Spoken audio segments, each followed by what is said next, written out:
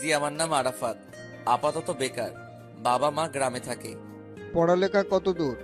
বৃদ্ধা হয়তো আমাকে তার বাসায় চাকরি দিতে পারে, তাই বললাম। বেশি না, ষষ্ঠ শ্রেণী পর্যন্ত। টাকার অভাবে বাবা মা আর পড়াতে পারিনি। তো এখন কি কাজ করো? কিছুই না, চাকরি খুঁজতেছি। তোমার হাতে ওটা কিসের ফাইল? এখানে আমার কিছু প্রয়োজনীয় কাগজপত্র। আচ্ছা ঠিক আছে, আপনি থাকেন, আমি গেলাম। এই নাও, টাকাগুলো তোমার কাছে রাখো। ধন্যবাদ। আমি কারো উপকার করে তার বিনিময় নেই না। ওগুলো আপনার কাছে রেখে দেন। আমি আসি। বের হয়ে দরজা পর্যন্ত আবার চলে গেছি। এমন সময় বৃদ্ধা আবার ডাক দিল। এই শোনো, জি, আর কিছু বলবেন? তুমি তো চাকরি খুঁজছো তাই না? চাইলে আমার এখানে কাজ করতে পারো। কি কাজ?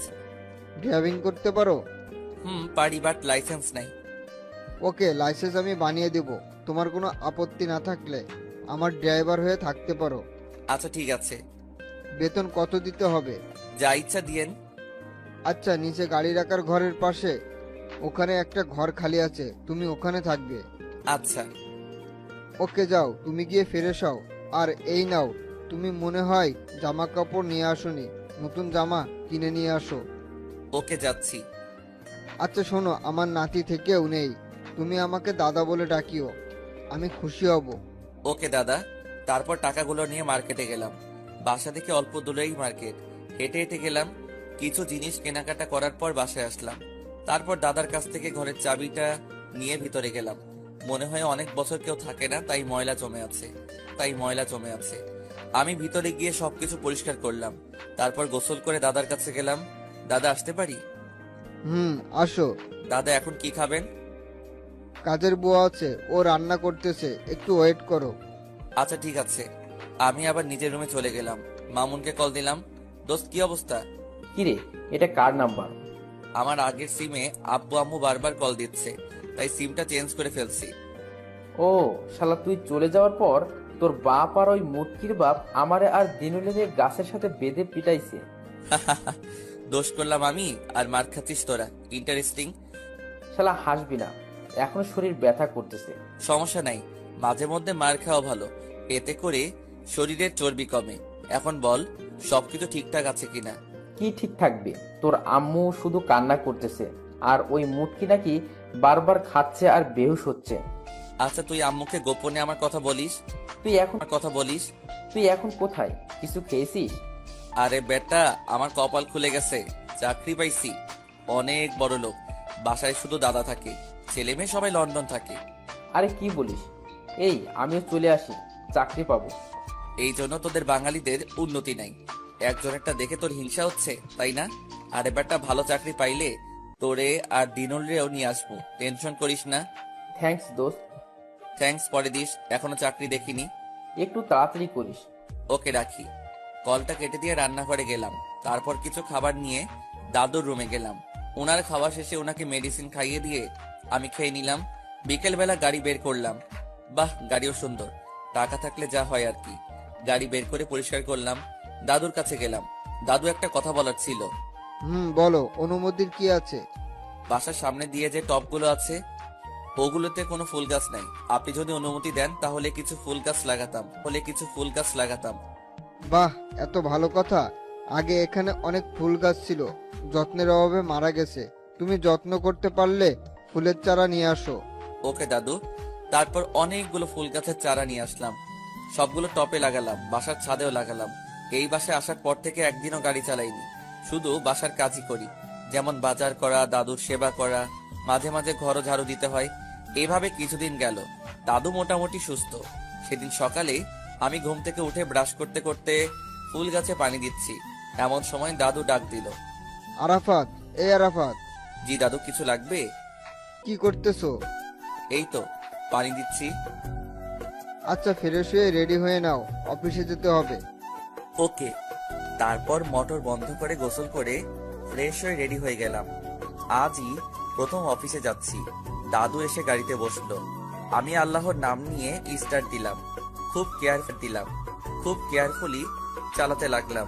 উনি পথ দেখাতে লাগলো, আর আমি সেই অনুসারে চালাতে লাগলাম। প্রায় 20 মিনিট পর অফিসের সামনে গেলাম। আমি দাদাকে নামিয়ে দিয়ে বাইরে বসে রইলাম। দুপুর বেলা উনি বের হলো। তারপর আমি ওনাকে নিয়ে আবার বাসায় আসলাম। উনি বলে দিলেন এবার থেকে প্রতিদিন অফিসে যাওয়া আসা লাগবে। আমি হ্যাঁ সূচক মাথা নাড়ালাম। পরের দিন আবারও দাদুকে নিয়ে অফিসে গেলাম। ওনাকে নামিয়ে দিয়ে আমি গাড়ি নিয়ে একটা কলেজে গেলাম। মাস্টার্সে ভর্তির ব্যাপারে কথা বললাম। সবকিছু ঠিকঠাক করে আবার অফিসের সামনে আসলাম। তারপর ওনাকে নিয়ে বাসায় গেলাম। এইভাবেই দিন যাচ্ছে। আমিও মাস্টার্সে ভর্তি হলাম। প্রথম মাস শেষে বেতন পেলাম 15,000 টাকা। টাকাগুলো হাতে পেয়ে অনেক আনন্দ হতে লাগলো। জীবনের প্রথম ইনকাম। আম্মুকে কল দিলাম। হ্যালো আম্মু, কেমন আছো? আরে কাঁদছো কেন? তুই এইভাবে আমাদের রেখে চলে যেতে পারলি বাবা? একবারও আমাদের কথা ভাবলি না? কি করব, তোমরা তো আমার কথা শুনোনি। আচ্ছা বাদ দাও, আব্বু কেমন আছে? ভালো না, কেউই ভালো নাই। তুই আবার ফিরে আয়। আরে না, আমি ভালো একটা চাকরি পেয়েছি। ওনারা আমাকে কলেজে ভর্তি করিয়েছে। থাকিও ওনাদের বাসায়। অনেক বড় লোক। কি বলিস, সত্যি নাকি? আরে মিথ্যা কেন বলবো? আচ্ছা শোনো, আমি 10,000 টাকা পাঠাচ্ছি। আব্বুকে বলিও টাকাগুলো নিয়ে আসতে। এইভাবে আরো কিছুক্ষণ কথাবার্তা বললাম। তারপর কল কেটে দিলাম। দিনুল আর মামুনকেও 2,000 টাকা দিলাম। বাকি 3,000 টাকার বই কিনলাম। পরের দিন শুক্রবার ছিল। আমি গাড়ি ধুয়ে নিলাম, ঘরও পরিষ্কার করলাম। বিকেলবেলা ফুল গাছের একটু যত্ন করতেছি। এমন সময় দাদু 2 কাপ কফি নিয়ে আমার কাছে আসলো। আরাফাত, এই নাও কফি খাও। আরে দাদু, আপনি কেন কষ্ট করতে গেলেন? আমাকে বললেই তো আমি বানিয়ে দিতাম। তোমার দাদুকে আমি প্রায় কফি বানিয়ে খাওয়াতাম। মাঝে মধ্যে চুলে তেল দিয়ে দিতাম। মাঝরাতে রাস্তায় হাত ধরাধরি করে হাঁটতাম। ও চলে যাওয়ার পর খুব একা হয়ে গেলাম। আপনি তো পরে আবার বিয়ে করতে পারতেন। তোমার দাদু এত ভালোবেসেছে যে অন্য কাউকে ভালোবাসার ইচ্ছাটাই মরে গেছে। আর ওর জায়গায় আমি জীবনেও কাউকে কল্পনা করতে পারি না। থাক, মন খারাপ করবেন না, সব ঠিক হয়ে যাবে। ঠিক আর হলো কই। আচ্ছা শোনো, কালকে একটু তাড়াতাড়ি রেডি হবে। কোথাও যাবেন নাকি? আমার একমাত্র নাতনি কালকে দেশে আসবে। ওরে নিয়ে আসার জন্য আমরা এয়ারপোর্টে যাব। ও, আপনার নাতনি আছে? একটা বুড়ি আছে, একদম দাদির মতো হয়েছে। এবার থেকে এখানেই থাকবে, আর ওখানে থাকবে না। এখানে ভালো কোনো কলেজে ভর্তি করিয়ে দিব। কেন, ওখানে কোনো সমস্যা হয়েছে নাকি? না, আমি অসুস্থ শুনে তাই চলে আসছে। আর কোম্পানির দায়িত্ব ওর হাতেই দিয়ে দিব। ও আচ্ছা, সমস্যা নাই। আমি সকাল সকাল রেডি হয়ে যাব। তারপর দাদুর সাথে আরো অনেক কিছু নিয়ে কথা বললাম। রাতে খেয়ে ঘুমিয়ে গেলাম। পরের দিন তাড়াতাড়ি ঘুম থেকে উঠলাম, নামাজ পড়ে আসলাম। তারপর গাড়ি ধুয়ে মুছে নিলাম। রেডি হয়ে দাদুর জন্য বসে আছি। কিছুক্ষণ পর উনি বের হলো। আমি গাড়ির দরজা খুলে দিলাম। উনি বসলো। তারপর এয়ারপোর্ট এর দিকে রওনা দিলাম। 1 ঘন্টা পর এয়ারপোর্টে গেলাম। আমি গাড়ির কাছে দাঁড়িয়ে আছি আর দাদু ভিতরে গেল। কিছুক্ষণ পর দাদুর হাত ধরে একটা পরী বেরিয়ে আসলো। আমি দেখেই হা করে তাকিয়ে আছি। আমি ভেবেছিলাম আমার থেকে বড় হবে বা বিয়ে হয়ে গেছে। এখন তো দেখি পুরাই উল্টা। জিন্স প্যান্ট পরা, দেখতে একটু অন্যরকম লাগছে। দাদু ওরে নিয়ে আমার সামনে আসলো। মাই প্রিন্সেস, এ হচ্ছে আমাদের নতুন ড্রাইভার। আর আরাফাত, এ হচ্ছে আমার কলিজা, আমার নাতনি পেমা, তোমার ম্যাডাম। আসসালামু আলাইকুম ম্যাম। আসসালামু আলাইকুম ম্যাম। সুন্দরী মেয়েদের এই একটাই সমস্যা, একটু অহংকারী। তারপর বড়লোক হলে তো কথাই নাই। আমিও তেমন কিছু মনে না করে মালামালগুলো গাড়িতে উঠালাম। তারপর গাড়িতে এসে স্টার্ট দিলাম। তারপর গাড়ি ড্রাইভ করতে শুরু করলাম। গাড়িতে দাদু আর প্রেমা কথা বলতেছে। আমি বারবার প্রেমার কথাগুলো শুনছি। একটা মেয়ে যে কি পরিমাণ ন্যাকামি করতে পারে সেটা প্রেমাকে না দেখলে বুঝতাম না। গাড়ি চালাচ্ছি, এমন সময় প্রেমা আমাকে একটা ধমক দেয়। এই গাড়ি থামাও। কি হয়েছে ম্যাম? এইভাবে কেউ গাড়ি চালায়? দাদু, এই তোমার সেই গুণধর ড্রাইভার? চুপ করে রইলাম। নামো গাড়ি থেকে, আমি চালাচ্ছি। তারপর আমি নেমে প্রেমাকে দিলাম। আমি গিয়ে ওর পাশে বসলাম। প্রেমা চালাচ্ছে, আমি চুপ করে রইলাম। তারপর বাসায় চলে গেলাম। প্রেমা আর দাদু গাড়ি থেকে নেমে রুমে চলে গেল। আমি গাড়ি থেকে সবগুলো মালামাল নামিয়ে প্রেমার রুমে দিয়ে আসলাম। বিকেল বেলা আমি ছাদের উপরে থাকা টবগুলোতে পানি দিচ্ছি। এমন সময় প্রেমা উপরে আসে। ওই, তোমার নামটা যেন কি? জি, আরাফাত। লেখাপড়া কতটুকু? জি, ষষ্ঠ শ্রেণী পর্যন্ত। যত সব মূর্খ। সকালে তাড়াতাড়ি উঠবে, আমি এক জায়গায় যাব। জি ম্যাম। আর হ্যাঁ শোনো, জি বলেন। আমার কিছু কাপড় আছে, ওগুলো ধুয়ে দাও। ম্যাম, ওগুলো তো কাজের মেয়েটা করবে। কেন, তুমি করলে সমস্যা আছে নাকি? আমার কাজ তো ওটা না। তুমি তো দেখি অনেক বড় মাপের বেয়াদব। আমি দাদুকে সব বলবো। কিছু বললাম না। প্রেমা নিচে চলে গেল। রাতের বেলা আমি বসে বসে পড়তেছি, এমন সময় দাদু আমার রুমে আসলো। কিরে কি করিস? আমি তাড়াতাড়ি বইটা লুকিয়ে ফেললাম। কিছু না দাদু, আপনি আসেন। তোর হাতে কি যেন একটা দেখলাম। না দাদু, তেমন কিছু না। আচ্ছা শোন, তোকে একটা কথা বলার জন্য এসেছি। দাদু বলেন। আমার নাতনিটা একটু রাগী, অল্পতেই রেগে যায়, একটু রাগী অল্পতেই রেগে যায়। তোর সাথে হয়তো মাঝে মধ্যে রেগে যাবে, তুই আবার কিছু মনে করিস না। না দাদু, আমি কিছু মনে করব না। আচ্ছা কালকে সকালে কলেজে যাবে। কেন দাদু? আরে প্রেমাকে ভর্তি করিয়ে দিব। আচ্ছা ঠিক আছে। ওকে, রেডি থাকিস, এখন এসে খেয়ে যা। আচ্ছা ঠিক আছে, আপনি যান, আমি আসছি। দাদু চলে যাওয়ার পর আমি কম্বলের ভেতর থেকে বইটা বের করলাম। দাদুকে বলেছি আমি ষষ্ঠ শ্রেণী পর্যন্ত পড়েছি। এখন যদি হাতে মাস্টার্সের বই দেখে তাহলে হয়তো আগের মতো আর বিশ্বাস করবে না। আমি বইগুলো টেবিলের ড্রয়ারের মধ্যে রেখে দিলাম, তারপর গিয়ে খেয়ে আসলাম। পরের দিন সকালে আমি গাড়ি ধুয়ে মুছে দাঁড়িয়ে আছি। প্রেমা আর দাদুর জন্য ওয়েট করতেছি। প্রেমা একটা শাড়ি পরে বাহির হলো, আমি এক মনে তাকিয়ে আছি। দাদুর ধাক্কা খেয়ে বাস্তবে ফিরে আসলাম। কিরে এভাবে দাঁড়িয়ে থাকবি নাকি গাড়ি স্টার্ট দিবি? সরি দাদু, আপনারা ওঠেন।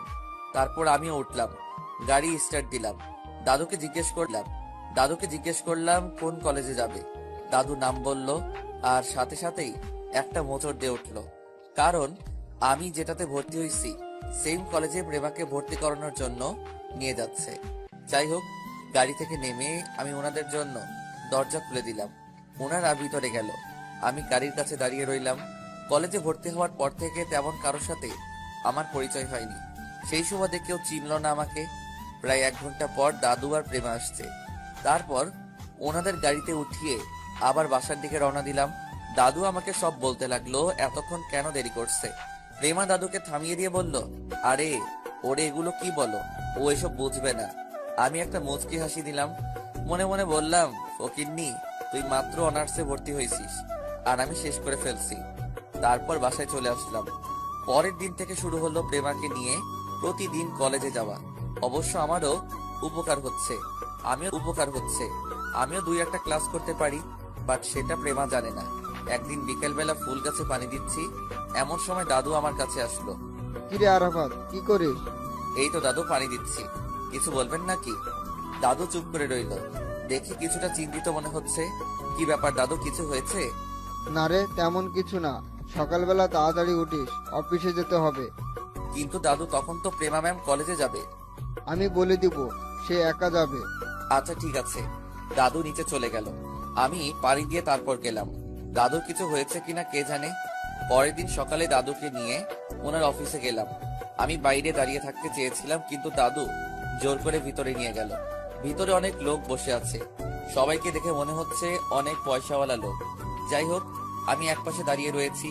তারপর ওনাদের মধ্যে একজন লোক বলল, মিস্টার আসাদুজ্জামান, দেখেন আমরা আপনাদের অনেক সময় দিচ্ছি, কিন্তু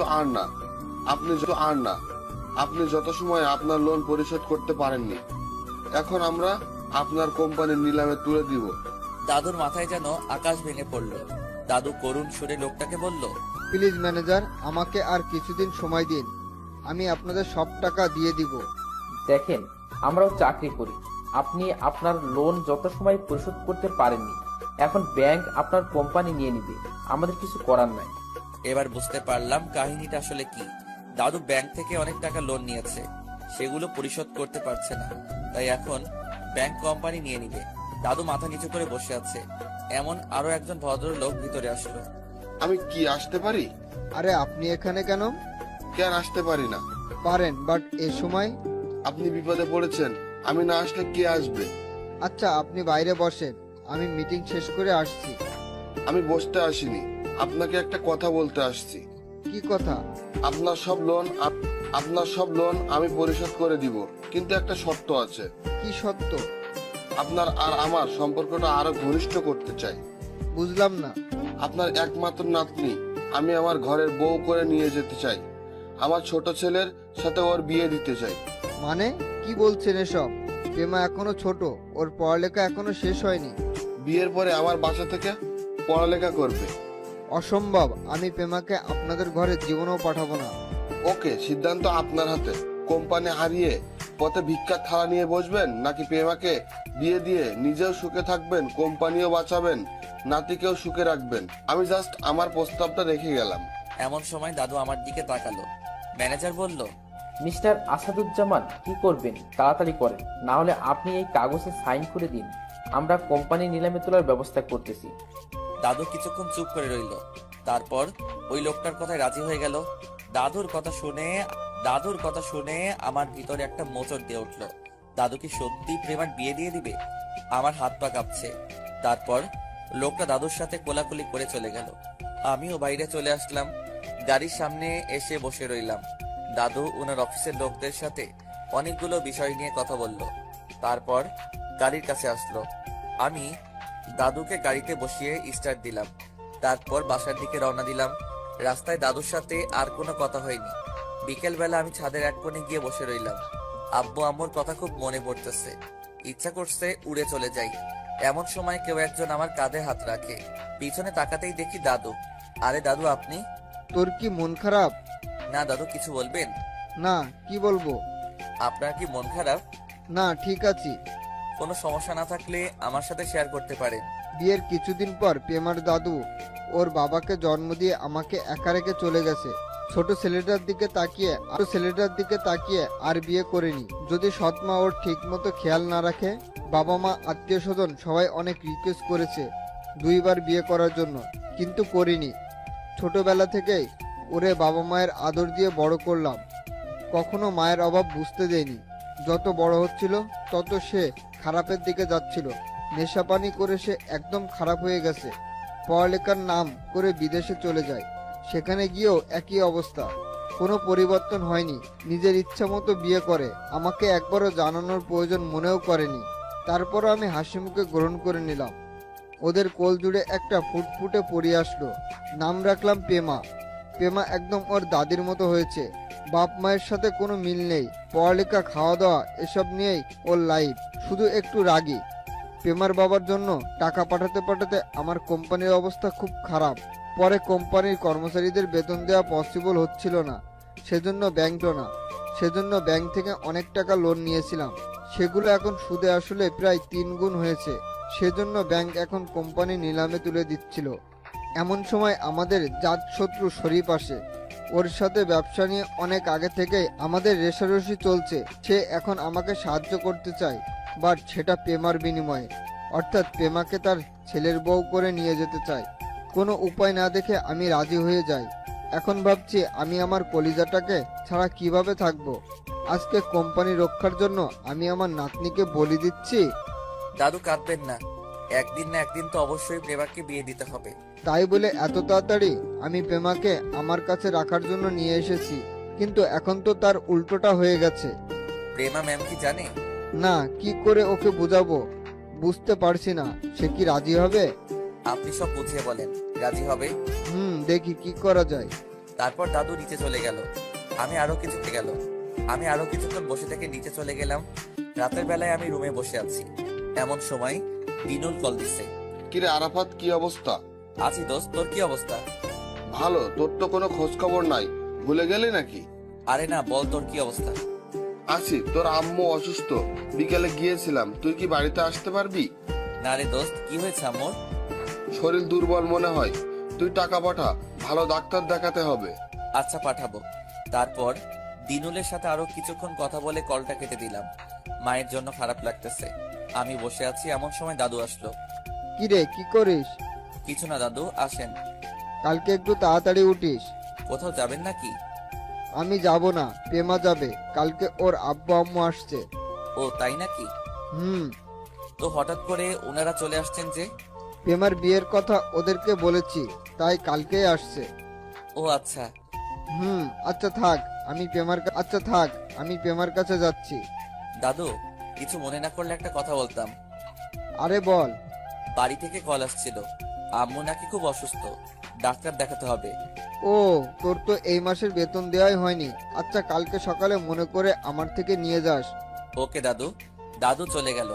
আমি বই বের করে কিছুক্ষণ পড়ালেখা করলাম, তারপর খেয়ে দিয়ে ঘুমিয়ে গেলাম। পরের দিন আমি গাড়ি ধুয়ে মুছে ফ্রেশ হয়ে গাড়ির সাথে হেলান দিয়ে দাঁড়িয়ে আছি। এমন সময় দেখলাম প্রেমা ম্যাম আসছে। আমি গাড়ির দরজা খুলে দিলাম, কিন্তু তিনি কেমন অদ্ভুতভাবে তাকালো। আচ্ছা, আমাকে একটা কথা বলো তো, কি ম্যাম?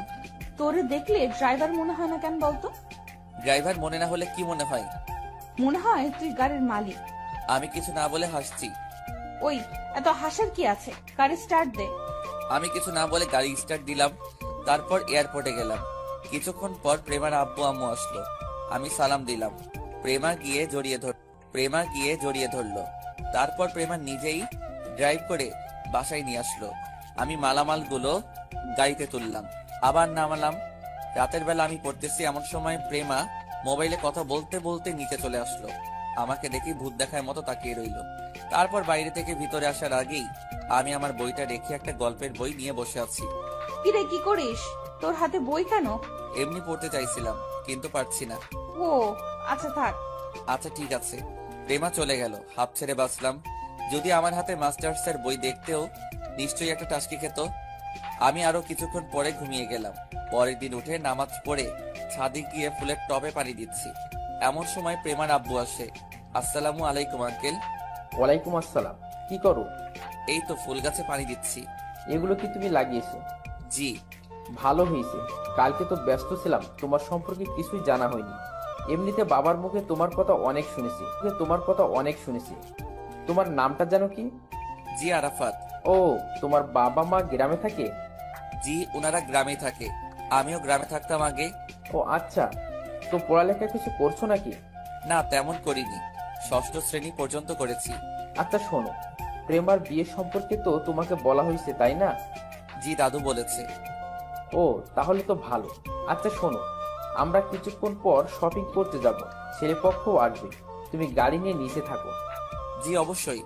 তারপর আরো কিছুক্ষণ কথা বলার পর উনি নিচে চলে গেলেন। আমি পানি দেওয়া শেষ করে গাড়ি ধুয়ে নিলাম, তারপর নিজের রুমে চলে গেলাম। ফ্রেশ হয়ে নাস্তা করে নিলাম, বাইরে গাড়ির সামনে এসে দাঁড়ালাম। এমন সময় দাদু কল দিল। দাদু বলো। একটু আমার রুমে আয় তো। আচ্ছা আসছি। তারপর দাদুর রুমে গেলাম, দেখলাম উনি মন খারাপ করে বসে আছে। দাদু, আপনি ঠিক আছেন? কি ব্যাপার দাদু, কিছু বলছেন না যে? প্রেমার জন্য খারাপ লাগছে রে। আমার নাতনিটা বুঝি আমাকে ছেড়ে যাবে? আরে আজিব, আপনি মন খারাপ করছেন কেন? মেয়ে মানুষ, একদিন না একদিন ঠিকই পরপুরুষের বাসায় চলে যেতে হবে। এটা তার আসল ঠিকানা নয়, স্বামীর বাড়ি তার একমাত্র ঠিকানা। আর দাদু, এখন আপনার উচিত প্রেমাকে হাসি মুখে বিদায় দেওয়া। ঠিক বলেছিস। আচ্ছা এই নে ধর তোর এই মাসের বেতন। টাকাগুলো নিলাম। কিছুক্ষণ পর সবাই বের হবে, গাড়ির কাছেই থাক। হ্যাঁ সূচক মাথা নাড়ালাম। তারপর নিচে চলে আসলাম। আম্মুকে কল দিলাম। হ্যালো আম্মু, কেমন আছো? আমি ভালো আছি, তুই কেমন আছিস? আম্মুর গলা শুনে বলছিলাম আম্মু ভালো নেই। আমিও ভালো আছি। তোমার কথাবার্তা এমন লাগছে কেন? ঠিক আছো তো? আছি। আব্বা কেমন আছেন? আছে, তোর জন্য খুবই টেনশন করছে। আমার জন্য টেনশনের দরকার নাই। আমি দিনুলের কাছে টাকা পাঠাচ্ছি। আজকে গিয়েই ভালো কোনো ডাক্তার দেখাবে, আর ফল ফলাদি কিনে নিয়ে আসবে। মেডিসিন সবগুলো কিনবে। আমাদের দরকার নাই বাপ, তুই ফিরে আয়। যা, তুই নিজের ইচ্ছা মতোই চলিস। আমরা তোকে আর বিয়ের জন্য চাপ দিব না। আচ্ছা, সেটা পরে দেখা যাবে। এখন চাকরি ছেড়ে আসা সম্ভব না। এ কথা বলেই কলটা কেটে দিলাম। আমি গাড়ির সাথে হেলান দিয়ে মোবাইল টিপতেছি। এমন সময় দেখলাম প্রেমা আসতেছে, কালো একটা শাড়ি পরে। দেখেই যে কারো চোখ আটকে যাওয়ার মতো। আমারও ব্যতিক্রম কিছু হলো না। আমিও হা করে তাকিয়ে রইলাম। আমি কিছু না বলে অন্যদিকে তাকালাম। এক এক করে আন্টি, আঙ্কেল আর দাদু সবাই গাড়িতে এসে বসলো। আমি গাড়ি স্টার্ট দিলাম। গন্তব্য শপিং মলে যাব। প্রায় 30 মিনিট পর শপিং মলের সামনে গেলাম। ছেলে পক্ষ সেখানে ছিল। তারপর সবাই একত্রে ভিতরে যাচ্ছি। আমি গাড়ির কাছে দাঁড়িয়ে রইলাম। কিরে তুই দাঁড়িয়ে আছিস যে? দাদু, আমি গিয়ে কি করব? আপনাদের কেনাকাটা শেষ হলে আমাকে একটা কল দিয়েন, আমি গিয়ে নিয়ে আসবো। কি করবি মানে? আয় আমার সাথে আয়। উনি একমাত্র মানুষ যিনি মা বাবার পরে আমাকে বেশি ভালোবাসেন। ওনার কথা না রেখে পারলাম না। তারপর ওনাদের সাথে সাথে আমিও গেলাম। একটা শাড়ির দোকানে গেল। একের পর এক শাড়ি দেখতেছে, কিন্তু কিছুতেই ওনাদের শাড়ি পছন্দ হচ্ছে না। পরে আন্টি আমাকে বলল, এ আরাফাত, তুমি একটা দেখো তো। আন্টি আমি কি দেখবো? আপনাদের যেটা পছন্দ হয় সেটা দেখেন। সমস্যা নেই, দেখো। তারপর আমি কয়েকটা শাড়ি দেখলাম বিয়েতে, তাই সবগুলো লাল শাড়ি দেখছে। আমি একটা নীল শাড়ি বের করলাম। আন্টি এটা দেখেন। নীল শাড়ি? বিয়েতে কেউ নীল শাড়ি পরে নাকি? সবাই হয়তো পরে না, তবে নীল শাড়িতে প্রেমা ম্যামকে খুব সুন্দর লাগবে। না, আমি পছন্দ করি না, লালই দেখবো। তারপর ওনারা আরো কয়েকটা লাল দেখে। প্রেমা কিছুক্ষণ আমার দিকে তাকিয়ে কি যেন চিন্তা করলো। তারপর নীল শাড়িটাই নিল। মুখে কিছু না বললেই মনে মনে একটা ধন্যবাদ দিলাম। এইভাবে এক এক করে সবগুলো জিনিস নিল। আমি দাদুর জন্য ভালো থেকে কয়েকটা পাঞ্জাবি, পাজামা, আতর, সুগন্ধি সহ কিছু জিনিস নিলাম। দীর্ঘ 4 ঘন্টা শেষে ওনাদের শপিং শেষ হয়। আমি সবগুলো জিনিস নিয়ে গাড়িতে রেখে আসলাম। তারপর সবাই মিলে একটা রেস্টুরেন্টে গেলাম। প্রেমা আমাকে ডাক দেয়। ওই শোন, জি ম্যাম বলেন। তুই আব্বু আম্মুকে আঙ্কেল আন্টি কেন ডাকিস? তো কি ডাকবো? কি ডাকবো মানে? স্যার ম্যাম ডাকবি? তোর কোনো স্ট্যাটাস আছে? স্যার ডাকবি, মনে থাকবে। হুম। আর হ্যাঁ, কেনাকাটার সময় বা কোনো কিছু করার সময় তুই সামনে থাকবি না, ড্রাইভারের মতো থাকবি। তুই দাদুর পছন্দের, আমাদের না, বুঝছিস? হ্যাঁ, সূচক মাথা নাড়ালাম। সুন্দর মেয়েদের এই একটাই সমস্যা, অহংকারী হবেই হবে। তারপর যদি ধনির তাহলে তো কথাই নাই। যাই হোক, প্রেমা আমাকে এইরকম 2-1টা খোঁচা দেওয়া কথা বলে থাকে, এটা কোনো ব্যাপার না। সবাই রেস্টুরেন্টে গেল, আমি বাইরে দাঁড়িয়ে রইলাম। কিরে, বাইরে কেন? আয়। না দাদু, ঠিক আছি। আরে কি ঠিক আছিস? ভিতরে আয়। কিছু করার নাই। ভিতরে গেলাম, দেখলাম প্রেমা আমার দিকে রাগীভাবে তাকিয়ে আছে। খাওয়া দাওয়া শেষ করে বাসায় চলে আসলাম। সবগুলো মাল প্রেমার রুমে দিয়ে আসলাম। ফ্রেশ হয়ে জোহরের নামাজ পড়ে নিলাম। তারপর বিকালে ঘুম দিলাম। দাদু ডেকে বলল পরের দিন থেকেই নাকি ডেকোরেশনের সব মালামাল আসতে শুরু করবে, সবকিছু দেখে রাখার জন্য। কালকে গিয়ে ইনভাইটেশন কার্ড বানাতে হবে। আমি পরের দিন গিয়ে কার্ডগুলো বানিয়ে নিয়ে আসলাম। কার্ডগুলো নিয়ে প্রেমার রুমে গেলাম। দেখলাম প্রেমা কাপড় চেঞ্জ করছে। আমাকে দেখেই অনেক জোরে একটা চিৎকার দেয়। আমি ভয়ে কার্ডগুলো ফেলে দিয়ে নিচের দিকে দৌড় দেই। ভয়ে হাত পা ঠান্ডা হয়ে গেছে। না জানি আজকে আমার কপালে কি আছে। কিছুক্ষণ পর প্রেমা নিচে আসলো। ওই ছোট লোকের বাচ্চা, তোর এত বড় সাহস! আমি চেঞ্জ করার সময় আমার রুমে যাস? সরি ম্যাম, আমি ইচ্ছে করে যাইনি। আমি তো কার্ডগুলো দিয়ে আসতে গিয়েছিলাম। রাখ তোর সরি, খ্যাত কোথাকার! আর যাতে তোকে আমার রুমের সামনে না দেখি। কিছু না বলে দাঁড়িয়ে রইলাম। প্রেমা চলে গেল। যাক বাবা, বাঁচা গেল। এবার থেকে আর ওর সামনেও যাব না। বাইরে দাঁড়িয়ে আছি, এমন সময় দাদু কল দিল। দাদু বলো। উপরে আয় তো। আমি উপরে গেলাম, দেখলাম প্রেমাও উপরে দাঁড়িয়ে আছে। দাদু ডেকেছেন? শোন, প্রেমা ওর ফ্রেন্ডদেরকে বিয়েতে ইনভাইট কার্ড দিবে, তুই একটু ওরে নিয়ে বের হ। আমি প্রেমার দিকে তাকালাম, দেখলাম সে এখনো আমার দিকে রাগীভাবে তাকিয়ে আছে। আমি তারপর হ্যাঁ সূচক মাথা নাড়ালাম। দাদুর কাছ থেকে বিদায় নিয়ে চলে আসলাম। নিচে গাড়িতে এসে বসলাম। একটু পর প্রেমাও আসলো, এসে আমার পাশের সিটেই বসলো। এমনিতে ভয় লাগে, তার উপর পাশে বসছে। ম্যাম কোথায় যাবেন? আগে কলেজে চল। কলেজের কথা শুনে একটা মোচড় দিল। পরিচিত কেউ যদি দেখে বা প্রেমা যদি জেনে যায় আমিও ওই কলেজে পড়ি, তার উপরের ক্লাসে, দূর এত ভেবে লাভ নাই। কলেজে আমার কোনো বন্ধু নাই, কারণ ভর্তি হয়ে আমি আর ক্লাস করিনি, মাত্র 2-3 দিন করেছি, তাও আবার প্রেমা দেশে আসার আগে। ওই কি হইছে, বসে আছিস কেন?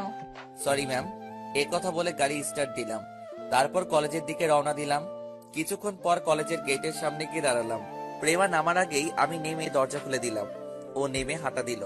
আমি পিছন পিছন আসতেছি, এমন সময় প্রেমা বলল, ওই তুই কোথায় আসছিস? এখানে থাক। তোর মতো খ্যাত যদি আমার সাথে যায় তাহলে বন্ধুদের কাছে আমার প্রেস্টিজ কমে যাবে। আমি আর কিছু না বলে গাড়ির কাছে দাঁড়িয়ে রইলাম। অল্প একটু সামনে গেটের পাশে একটা ফুচকা দোকানের কাছে ওর ফ্রেন্ডরা সবাই বসে আছে। প্রেমা ওদের কাছে গিয়ে হাত মেলালো। তারপর প্রেমাও সেখানে গিয়ে বসলো। বল, তোদের কি অবস্থা? ওদের আর আমার মধ্যে বেশি দূরত্ব না থাকায় স্পষ্ট কথাগুলো শোনা যাচ্ছে। তাদের মধ্যে থেকে একটা মেয়ে বলল, ওই ছেলেটা কে রে? আর বলিস না, শালা একটা খ্যাত আমার ড্রাইভার। দেখতে তো অনেক স্মার্ট। দোস্ত, আমার সাথে লাইন করিয়ে দে না। তুই পাগল হয়েছিস? ওই ছোট লোকটাকেই তোর পছন্দ হয়েছে, তার উপর পড়ালেখাও নাই। তাতে কি, আমার তো পছন্দ হয়েছে। তুই প্লিজ ব্যবস্থা করে দে। তাদের মধ্যে থেকে আরেকটা মেয়ে বলল, আরে ওনারে তো কোথায় যেন দেখেছি, মনে করতে পারছি না। কোথায় দেখছিস? মনে পড়েছে, উনি তো আমাদের কলেজে পড়ে, মাস্টার্সে। আমি সেদিন ফর্ম জমা দিয়েছিলাম, উনিও আমার সাথে ফর্ম জমা দিয়েছিলেন। তোর মাথা, ও ক্লাস 5 পর্যন্ত পড়েছে। কিন্তু তাহলে সেদিন আই বাদ দে তো, সে কখন থেকে ওর কথা নিয়ে পড়ে আছিস? দেখ দেখ দেখ দেখ, এমন ভাবে গাড়ির সাথে হেলান দিয়ে আছে যেন মনে হচ্ছে গাড়ির মালিকও। তুই উড়ে নিয়ে এত সেতে চাস কেন? ওই খবিসটারে দেখতে পারি না। আচ্ছা শোন, যে কারণে তোদের সাথে দেখা করা। এরপর প্রেমা ব্যাগ থেকে কার্ডগুলো বের করে ওদের হাতে দিল। সবাই তো অবাক, সবাই একসাথে অভিনন্দন জানালো। প্রেমা ওদের সময় সবাইকে নিয়ে গাড়ির সামনে নিয়ে আসলো। তারপর আমাকে বলল, ওই গাড়ি স্টার্ট দে। আমি দরজা খুলে দিলাম। ওরা বসার পর গাড়ি স্টার্ট দিলাম। প্রেমার কথা মতো একটা রেস্টুরেন্টের সামনে গেলাম। গাড়িতে প্রেমা আমাকে অনেকভাবে অপমান করেছে, ইংরেজিতে অনেকগুলো গালিও দিল। ও ভাবছে আমি কিছুই বুঝি না। তারপরও কিছু না বলে চুপচাপ গাড়ি চালিয়ে রেস্টুরেন্টের সামনে গেলাম। নেমে আবার গাড়ির দরজা খুলে দিলাম। ওরা রেস্টুরেন্টের ভিতরে গেল, আমি বাইরে দাঁড়িয়ে রইলাম। ওর দুজন ফ্রেন্ড আমাকে ডেকেছে, আমি যাইনি। প্রেমা ইশারায় না করেছে, তার উপর রাগীভাবে তাকিয়ে আছে, সেই জন্য আর যাইনি। ওরা ভিতরে গিয়ে অনেকক্ষণ আড্ডা দিল। আমি গাড়ির ভিতরে বসে রইলাম।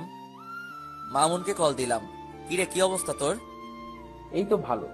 তুই তো ভুলে গেলি। ভুলে গেলে কল কেমনে দিলাম? আচ্ছা বাদ দে, বল কেমন আছিস? আলহামদুলিল্লাহ ভালো। কি করিস?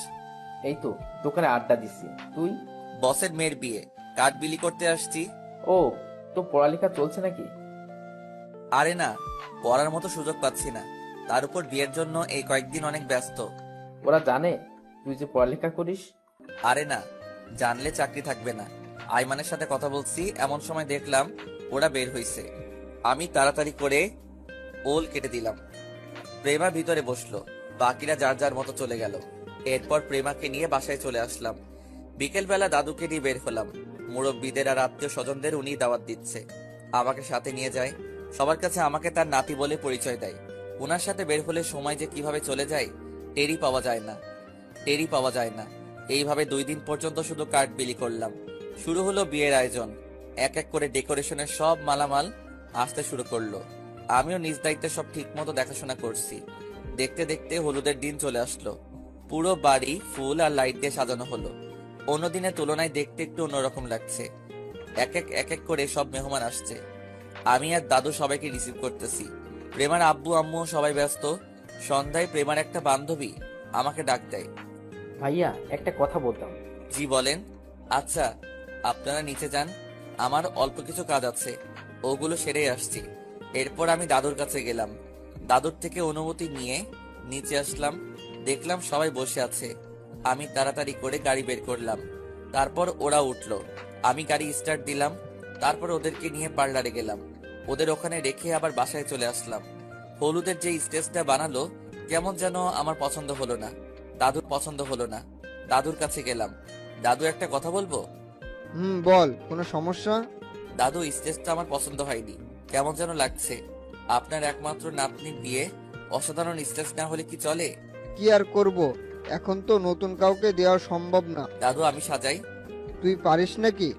খুব ভালো পারি না, তবে চেষ্টা করব খুব সুন্দর করে সাজানোর জন্য। আচ্ছা ঠিক আছে। দাদুর থেকে অনুমতি নিয়ে আমি আগের স্টেজটা থেকে ফুল আর টিস্যুগুলো সরিয়ে নিলাম। তারপর নিজের মতো করে সাজাতে শুরু করলাম। আসলে আগে যখন বাড়িতে থাকতাম তখন আত্মীয় স্বজনদের স্টেজ বা কোনো রিলেটিভদের বিয়ে হলে স্টেজ আমি আর দিনুল সাজাতাম। অনেক বন্ধুর ভাই বোনের হলুদের স্টেজেও আমি সাজিয়েছি, সেই থেকে অল্প কিছু অভিজ্ঞতা আছে। সাজাতে শুরু করলাম এক মনে। প্রায় 11টা বেজে গেল সাজাতে। পকেট থেকে মোবাইলটা বের করে দেখি প্রেমা 9টা কল দিছে। মনে হয় ওদের শেষ। আমার একটু ভয় হলো, না জানি কি আছে কপালে। তাড়াতাড়ি কল দিতে যাব। এমন সময় দাদু আসলো। প্রেমা নাকি কল দিয়েছে তাড়াতাড়ি যাওয়ার জন্য। আমি আর কল না দিয়ে আবার গাড়ি নিয়ে বের হলাম। পার্লারের সামনে গিয়ে দাঁড়ালাম। দরজা খুলে বাইরে আসতেই প্রেমা আমার গালে ঠাস করে একটা বসিয়ে দেয়। আমি একটু অবাক হলাম। কোনো দোষ ছাড়া এভাবে কেন হাত দিল? শুধু আমি না, প্রেমার বন্ধুগুলাও হা করে আমার দিকে তাকিয়ে আছে। ওই ছোট লোকের বাচ্চা, এত কিসের ব্যস্ততা তোর যে আমার কল ধরিস না? সরি ম্যাম, আসলে স্টেজ সাজাচ্ছিলাম তো তাই। প্রেমা আর কিছু না বলে গাড়িতে উঠে যায়। ওর বন্ধুগুলো এখনো তাকিয়ে আছে। চট দিয়েছিস ভালো কথা, সবার সামনে দেওয়ার কি দরকার ছিল? গরিব হয়েছি তো কি হয়েছে, আমারও তো একটা মান সম্মান আছে। যাই হোক, ওর ফ্রেন্ডরা সবাই গাড়িতে ওঠার পর ওদের বাসায় নিয়ে আসলাম। ওরা গাড়ি থেকে নামলো, আমি ওদের নামিয়ে দিয়ে গাড়ি পার্কিং করে রাখলাম। তারপর ভিতরে যাচ্ছি, এমন সময় দেখলাম সবাই স্টেজের সামনে দাঁড়িয়ে আছে। আমাকে দেখে ওর একটা ফ্রেন্ড বলল। আমি কিছু না বলে দাঁড়িয়ে রইলাম। ওরা এবার ভিতরে চলে গেল। দাদুর সাথে দেখা করলাম।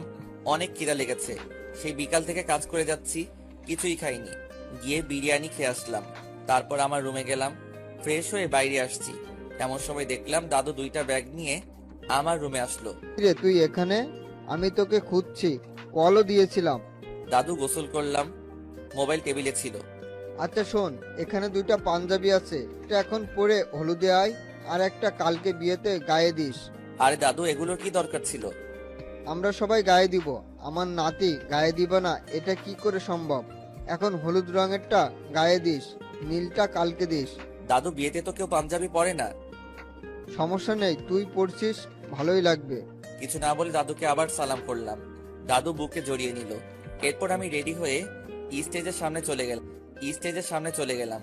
কিছুক্ষণ পর প্রেমাকেও নিয়ে আসা হলো। আমি ওরে দেখেই হা করে তাকিয়ে আছি। এমনিতে সুন্দর, কিন্তু আজকে একটু বেশি সুন্দর লাগছে। মনে হচ্ছে কোনো অপ্সরা। এইরকম একটা মেয়ে যদি আমার বউ হতো তাহলে কতই না ভালো হতো। যাই হোক, ও গিয়ে স্টেজে বসলো। একে একে সবাই মিষ্টি খাওয়াচ্ছে, গায়ে হলুদ দিচ্ছে। আমি দাঁড়িয়ে দাঁড়িয়ে দেখতেছি, ভালোই লাগছে। কিছুক্ষণ পর দাদু আমাকে ডাকলো প্রেমাকে হলুদ দেওয়ার জন্য। আমি দাঁড়িয়ে রইলাম। প্রেমার আব্বু আম্মুও ডাকাডাকি শুরু করলো। আমি বারবার প্রেমার দিকে তাকাচ্ছি। হলুদ দিতে যাওয়ার পর যদি আবারও চট দেয় তাহলে তো আমার সব শেষ। দাদুর জোরাজোরিতে আস্তে আস্তে স্টেজের সামনে গেলাম।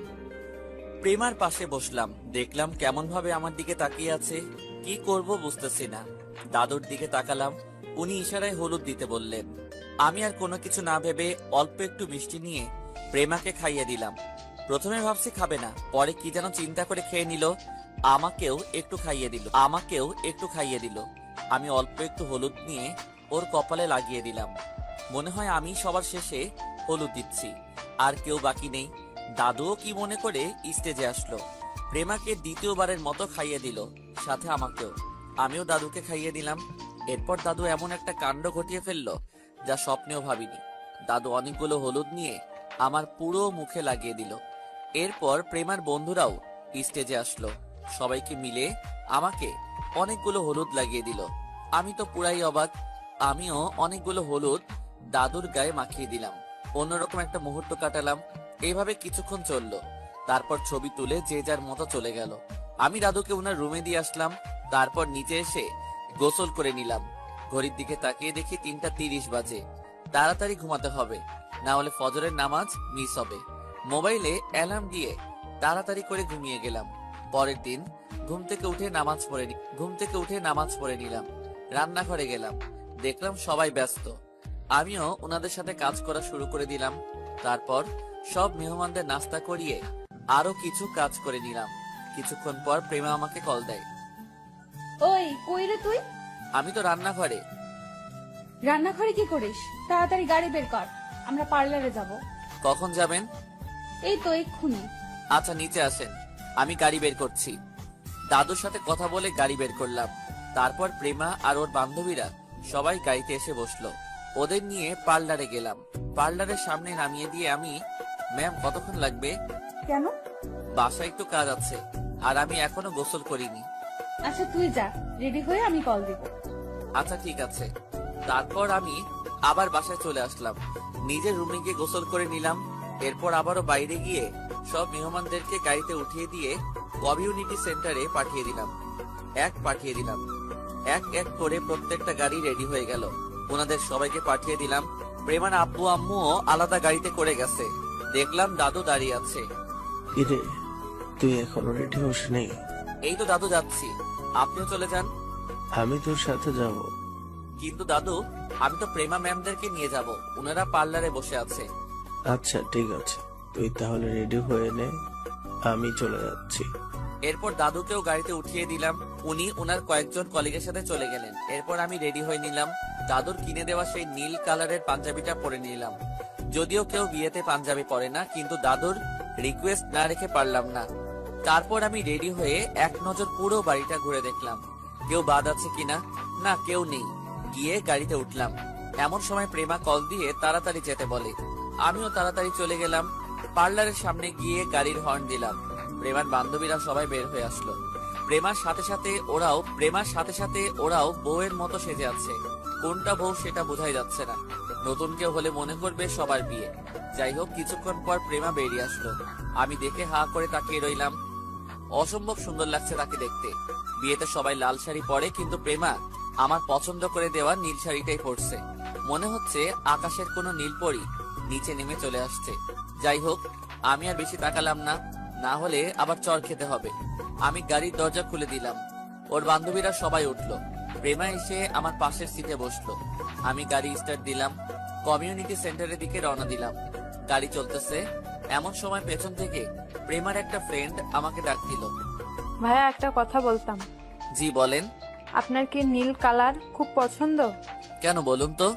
প্রেমার জন্যও নীল শাড়ি পছন্দ করলেন, আবার নিজেও নীল কালারের পাঞ্জাবি পরলেন, তাই আর কি। ও, প্রেমা ম্যামকে নীল শাড়িতেই সুন্দর লাগবে, তাই ওটা পছন্দ করলাম। আর আমার জন্য এই পাঞ্জাবি দাদু পছন্দ করছে, উনি কিনে দিয়েছে। কথা বলতে বলতে কমিউনিটি সেন্টারে চলে আসলাম। আমি তাড়াতাড়ি করে নেমে দরজা খুলে দিলাম। এক এক করে সবাই নামলো। তারপর সবাই স্টেজের সামনে গেল। দাদু ডাক দিল। কিরে, আসছিস? জি দাদু, আসছি। আচ্ছা চল, খেয়ে নে, পরে তোর অনেক কাজ আছে। আপনারা খেয়েছেন? আমরা খেয়েছি, যা তুই খেয়ে নে। আমারও অনেক খিদা লেগেছে, গিয়ে খেয়ে নিলাম। তারপর দাদুর কাছে গেলাম। চল ভিতরে যাব। কেন দাদু? প্রেমার শ্বশুর বাড়ির সকলের সাথে তোর পরিচয়টা করিয়ে দিই। এখন আর আমার সাথে তো তেমন কিছু যায় আসে না। এত কথা বলিস কেন, চল। তারপর দাদুর সাথে ভিতরে গেলাম। দেখলাম প্রেমার আব্বু আম্মু আর শাহিনের আব্বু আম্মু বসে বসে গল্প করছে। আমি দাদুর সাথে গেলাম। উনি আমার সাথে পরিচয় করিয়ে দিলেন। আমিও সবার সাথে পরিচিত হলাম। কিছুক্ষণ পর বরের গাড়ি আসলো। সবাই ওই দিকে ছোটাছুটি শুরু করলো। বর এসে স্টেজে প্রেমার পাশে গিয়ে বসলো। দুজনকে খুব সুন্দর লাগছে। প্রেমার মুখে হাসি লেগেই আছে। এমন দাদু বরের বাবা শরীফ সাহেবকে বলল, চলেন এবার বিয়ের কাজটা সেরে ফেলি। দাঁড়ান, এত তাড়া কিসের? আগে আমরা আমাদের কাজগুলো সেরে নিই। আমাদের আবার কি কাজ? এমন সময় শরীফ সাহেব একটা উকিলকে ডাক দিলেন। উকিল এসে ওনার ব্যাগ থেকে অনেকগুলো কাগজ আর একটা কলম বের করলো। এখানে একটা সাইন করে দিন, তারপর আমরা বিয়ের কাজটা সেরে ফেলবো। এগুলো কিসের কাগজ? আপনি স্বেচ্ছায় আপনার পুরো কোম্পানি আমাদের নামে লিখে দিবেন। পাশাপাশি আপনার নিজস্ব বাড়ি, গাড়ি এবং যত সম্পদ আছে সব আমার ছেলের নামে লিখে দিবেন। তাহলেই আমরা প্রেমাকে আমার পুত্রবধূ করে নিয়ে যাব এবং আপনার ব্যাংক লোন শোধ করব। কি বলছেন এসব? আপনি বিয়ের আগে তো এগুলো কিছুই বলেননি। এখন তো বলছি তাড়াতাড়ি সাইনটা করে দিন। অসম্ভব। আমার নাতি কোন দিক থেকে কম আছে যে আপনারা সব নিয়ে নিতে যাচ্ছেন? আপনাদের 7 জন্মের ভাগ্য যে প্রেমা আপনাদের ঘরে বউ হয়ে যাচ্ছে। তার মানে আপনি সাইনটা করবেন না? অসম্ভব, জীবনেও করব না। তাহলে আর কি, বিয়েটা হচ্ছে না? মানে কি সবের? দেখেন, আমার সকল আত্মীয়, অফিসের কলিগ, চেনা জানা সবাই এখানে আছে। এখন যদি বিয়েটা না হয়, আমার মান সম্মান সব শেষ। আমরা চাইছিলামও সেটা। আপনার জন্য আমাদের ব্যবসায় লাল বাতি জ্বলছে, এবার বুঝেন? দাদু হুট করেই শরীফের হাতটা ধরে ফেললো, কিন্তু ওনারা কিছুতেই মানতে রাজি নয়। আমি প্রেমার আব্বু সকলে অনেক রিকোয়েস্ট করলাম, কিন্তু আমাদের কোনো কথা শুনলো না। বরং আমাকে ধাক্কা দিয়ে ফেলে দিয়ে ওনারা বরকে নিয়ে চলে গেল। পুরো বিয়ের অনুষ্ঠান থমথমে অবস্থা হয়ে গেল। প্রেমা জিন্দা লাশ হয়ে বসে আছে, সবার মুখে দুশ্চিন্তার ছাপ। দাদু চেঁচিয়ে বললেন, আজকের মধ্যেই প্রেমার বিয়ে দিবেন। দাদু চিন্তায় মাটিতে বসে পড়লেন। এই মুহূর্তে সান্ত্বনা দেওয়ার মতো ভাষা আমার জানা নেই। আমিও একপাশে গিয়ে দাঁড়িয়ে রইলাম। এমন সময় দাদু কি যেন মনে করে আমার কাছে আসলেন। হুট করে আমার হাতটা ধরে ফেললেন। একমাত্র তুই পারিস আমার মান ইজ্জত রক্ষা করতে। তুই আমার অনেক উপকার করেছিস, আমার আর একটা উপকার কর। আরে দাদু, এভাবে বলছেন কেন? বলেন কি উপকার আমি আপনার জন্য সব করতে পারি। তুই প্রেমাকে বিয়ে কর। কি? এটা কি করে সম্ভব? তুই না একটু আগে বললি আমার সব উপকার করবি, এখন কেন না করছিস? কিন্তু দাদু, এটা কিছুতেই হয় না। প্লিজ না করিস না। আজকে যদি তোর বাবা মা বলতো তাহলে কি তুই না করতি? আশেপাশে তাকিয়ে দেখি সবাই তার দিকে তাকিয়ে আছে। আমি কি করব কিছুই বুঝতেছি না। তারপর দাদুর হাত ধরে আমি হ্যাঁ সূচক মাথা নাড়ালাম। প্রেমার দিকে তাকিয়ে দেখি সে কেমন যেন স্তব্ধ হয়ে গেছে। দাদু, কিছু বলবি? বলবি? প্রেমা কি আমাকে বিয়ে করতে রাজি হবে? সেটা তুই আমার উপর ছেড়ে দে, তুই শুধু আমার মান ইজ্জতটা রক্ষা কর। ওকে দাদু, আপনি যা বলবেন সেটাই হবে। দাদু আমার কাঁধে হাত দেয়, তারপর প্রেমার কাছে চলে যায়। আমি এখানেই দাঁড়িয়ে রইলাম। প্রেমা রাজি হবে কিনা আল্লাহই ভালো জানে। সে তো আমাকে এক মুহূর্ত সহ্য করতে পারে না, তার উপর বিয়ে করা সেটা তো অসম্ভব। চারপাশের মানুষগুলো কেমন যেন অদ্ভুত ভাবে আমার দিকে তাকাতে শুরু করলো। দাদু কিছুক্ষণ পর হাসি মুখে আমার কাছে আসলো। দাদুর মুখ দেখে বোঝা যাচ্ছে প্রেমা মনে হয় রাজি হয়েছে। যা গিয়ে স্টেজে বস, কাজী অনেকক্ষণ যাবত বসে আছে। দাঁড়িয়ে দাঁড়িয়ে ভাবছি, এত সহজে রাজি হওয়ার মতো মেয়ে প্রেমা নয়। নিশ্চয়ই সে অন্য কোনো কিছু চিন্তা করছে। কিরে কি ভাবছিস? যা। জি দাদু, যাচ্ছি। তারপর আমি গিয়ে প্রেমার পাশে বসলাম। ভয়ে ভয়ে ওর দিকে তাকালাম। চোখ মুখ লাল করে সে আমার দিকে তাকিয়ে আছে। একটা জিনিস খুবই ভালো লাগছে, আমিও নীল কালারের পাঞ্জাবি পরে আছি আর প্রেমাও নীল শাড়ি। দেখতে অসম্ভব ভালো লাগা কাজ করছে। নীরব হয়ে যাওয়া বিয়ের অনুষ্ঠান যেন মুহূর্তেই প্রাণ ফিরে পেল। আবার আগের মতো হই হুল্লার শুরু হলো। কিছুক্ষণ পর কাজী আসলো, এসে আমাদের বিয়েটা করিয়ে দিল। যদিও প্রেমা সহজে কবুলটা বলেনি, অনেক ভেবেচিন্তে তারপর বলেছে। প্রেমা আর তার বান্ধবীরা সবাই গাড়িতে গিয়ে বসলো। আমি আবারও সেই ড্রাইভারের সিটে গিয়ে বসলাম। প্রেমার বান্ধবীরা অনেকে অনেক রকম মজা করতেছে, বাট সে একদম চুপ ছিল। যাই হোক, অতবার বাসায় চলে আসলাম। সবই ঠিকঠাক চলছে। এখন প্রায় রাত 12টা। আমি দাঁড়িয়ে আছি বাসার ছাদে। আম্মুকে কল দিলাম। কিছুক্ষণ পর আম্মু কল ধরলো, মনে হয় ঘুমিয়েছিল। আম্মুকে পুরো বিষয়টা বুঝিয়ে বলি। আম্মুও অনেক খুশি। আম্মু বলছে কালই প্রেমাকে নিয়ে বাড়িতে যাওয়ার জন্য, কিন্তু সেটা তো পসিবল না। আম্মুর সাথে অনেকক্ষণ কথা বলে কলটা কেটে দিলাম। তারপর দিনুল আর মামুনকেও জানালাম। ওরা তো আমার উপর অনেক রাগ যে ওদেরকে না বলে বিয়ে করে ফেলছি। যাই হোক, কথা বলা শেষে আকাশের দিকে তাকিয়ে ভাবছি কি থেকে কি হয়ে গেল। কালকে এই সময়ও আমি ওনাদের ড্রাইভার, আর আজকে জামাই। বিয়ের জন্যই আমি বাড়ি ছেড়ে পালালাম, আর এখানে এসেও বিয়ে।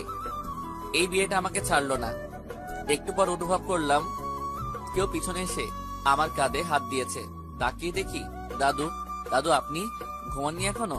আমি তোর সাথে খুব অন্যায় করে ফেলছি, তাই না? আরে দাদু, আপনি এগুলো কি বলেন? আপনি এত বিশাল সারপ্রাইজ দিবেন আমি কখনো কল্পনাও করিনি। যা, প্রেমা অনেকক্ষণ যাবত অপেক্ষা করছে, রাত অনেক হয়েছে, যা ভিতরে যা। আমি আর কিছু না বলে চলে গেলাম। নিচে এসে প্রেমার রুমের সামনে দাঁড়িয়ে আছি। আসলে আমার রুম ছিল নিচে, কিন্তু আজ থেকে এখানে কেমন যেন অস্বস্তি লাগছে। ভয় ভয় দরজা খুললাম, ভিতরে গেলাম। দেখলাম প্রেমা ভিতরে নেই, হয়তো ওয়াশরুমে গেছে। আমি গিয়ে সোফায় বসে রইলাম, কিন্তু আমার ধারণা ভুল। প্রেমা বারান্দায় গিয়ে কার সাথে যেন মোবাইলে কথা বলছে। এসে আমার দিকে তাকালো, কিছু না বলে গিয়ে সোজা ঘুমিয়ে গেল। আমি কিছুক্ষণ বসে রইলাম। তারপর আমিও গিয়ে ওর পাশে খাটে গিয়ে বসলাম। যেই মাত্রই বসলাম, সাথে সাথে সে একটা ধাক্কা মেরে আমাকে নিচে ফেলে দেয়। আই ছোট লোকের বাচ্চা, তোর সাহস কি করে হয় আমার পাশে ঘুমানোর? তাহলে কোথায় ঘুমাবো? জাহান্নামে গিয়ে ঘুমা, শালা ছোট লোক। দেখেন, আমি কিন্তু আপনার হাজবেন্ড। কি? তুই আমার হাজবেন্ড? তোর কি ধারণা তোর মতো খ্যাত অশিক্ষিত ছোট লোককে আমি আমার হাজবেন্ড হিসেবে জীবনেও মানবো না। মানে কি এসবের? তাহলে বিয়ে কেন করলেন? সেটা দাদুর জন্য। দাদুর দিকে তাকিয়ে না করতে পারিনি। আর হ্যাঁ, তুই তোর মতো থাকবি, আমি আমার মতো। জীবনেও কোনোদিন আমার সামনে স্বামীর অধিকার নিয়ে আসবি না, বলে দিলাম। ড্রাইভারের মতো থাকবি। তুই আগেও ড্রাইভার ছিলি, এখনো ড্রাইভার হিসেবেই থাকবি। তোকে দাদু আর আব্বু আম্মু ভালো চোখে দেখে, আমি না, তোদের মতো ছেলেদের আমার ভালো করে চেনা আছে। দাদুকে ফাঁদে ফেলে আমাকে বিয়ে করছিস, আমি সব জানি। কিন্তু শুনে রাখ, খুব তাড়াতাড়ি আমি তোকে ডিভোর্স দিব। শালার এই ছিল আমার কপালে, যার জন্য করলাম চুরি সেই চোর ডাকে। আমি কিছু না বলে রুম থেকে বের হয়ে চলে যাব, এমন সময় প্রেমা আবার বলে, ওই কই যাস? তো এখানে থেকে কি করব? আমি আমার রুমে চলে যাচ্ছি, ড্রাইভারের জায়গায় যাচ্ছি। না, যাবি না। মানে কি যাব না কেন? তুই যদি এখন ওখানে যাস বা ওই রুমে থাকিস, তাহলে সবাই ভাববে আমার আর তোর মাঝে কিছু হয়েছে, পরে আরো ঝামেলা হবে। বাহ, বুদ্ধি তো ভালোই আছে দেখা যাচ্ছে। আর হ্যাঁ শুন, তুই আমাকে ম্যাম বলেই ডাকবি, মনে থাকবে? হ্যাঁ, সুযোগ মাথা নাড়ালাম। আজ থেকে তুই নিচে থাকবি, খবরদার ভুলেও আমাকে টাচ করার চেষ্টা করবি না। যদি করিস তাহলে দেখবি আমি তোর কি হাল করি। আমি কিছু না বলে সোফায় গিয়ে ঘুমালাম। লাইট অফ করার সাথে সাথে এই প্রেমা লাফিয়ে উঠলো। ওই তুই লাইট কেন অফ করলি? লাইটটা অফ না করলে ঘুমাবো কিভাবে? আমি আলোতে ঘুমাতে পারি না। তুই কি ভাবছিস আমি তোর মতলব বুঝি না? লাইট অফ করবি, তারপর তুই আমাকে ঠিক লাইট অফ করতে পারবি না। রাগে আমার পুরো শরীর কেঁপে উঠলো। সোজা উঠে চলে যেতে লাগলাম। কিরে কই যাস? তো এখানে থেকে কি করব? এখানে থাকলে তো আমি আপনার গায়ে হাত দিব, তার চেয়ে বরং চলে যাওয়াই বেটার। এত খারাপ মন মানসিকতা নিয়ে থাকেন কিভাবে? সবার মন কি আপনার মতো? তো ওদের ছেলেদের আমার চেনা আছে। যা শুয়ে পড়। শোন, ডিম লাইট জ্বালিয়ে রাখ, আমার ভয় করে। আর কিছু না বলে ডিম লাইট জ্বালিয়ে ঘুমিয়ে গেলাম। সকালে চিল্লাচিল্লি শুনে ঘুমটা ভাঙলো। তাকিয়ে দেখি প্রেমাও নেই। আমি এক লাফ দিয়ে উঠে গেলাম। তাড়াতাড়ি করে সোফায় রুমে গেলাম। গিয়ে দেখি অনেকগুলো লোক দাদুকে ঘিরে দাঁড়িয়ে আছে। আমি যাওয়ার পর, কি ব্যাপার, আপনারা কারা? আমরা ব্যাংক থেকে আসছি। ওনার কোম্পানি ব্যাংক থেকে অনেক টাকা লোন নিয়েছে। এখন সুদে আসলে টাকার পরিমাণ 3 গুণ হয়ে গেছে। যদি উনি টাকা ফেরত না দেয় তাহলে আমরা ওনার কোম্পানি নিলামে উঠাতে বাধ্য হব। ওনাকে এর আগেও অনেকবার সতর্ক দেওয়া হয়েছে, বাট উনি কোনো কিছু করেনি। তাই আজকে বাসায় আসলাম। হয় টাকা দিতে হবে, নাহলে এই বাড়ি আর ওনার পুরো কোম্পানি ব্যাংকের নামে লিখে দিতে হবে। ব্যাংকের লোকটার কথা শুনে জানো আমার পুরো শরীর কেঁপে উঠলো। কি হবে এখন? দাদুর দিকে তাকালাম, উনি অপরাধী হয়ে বসে আছেন। পাশে প্রেমার আব্বু আম্মু দাঁড়িয়ে আছে। আমি ব্যাংকের লোকটাকে বললাম, স্যার কত টাকা হয়েছে মোট? অনেক টাকা। কেন, আপনি দিবেন নাকি? কে আপনি?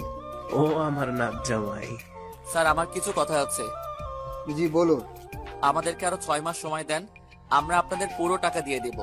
অসম্ভব, এর আগেও কয়েকবার সময় দিয়েছি, আর 1 সেকেন্ডও সময় দেওয়া যাবে না। স্যার আমি আপনাকে কথা দিচ্ছি যে আগামী 6 মাসে যদি আপনাদের টাকা না দিতে পারি তাহলে আপনারা এই কোম্পানি বিক্রি করে দিয়েন।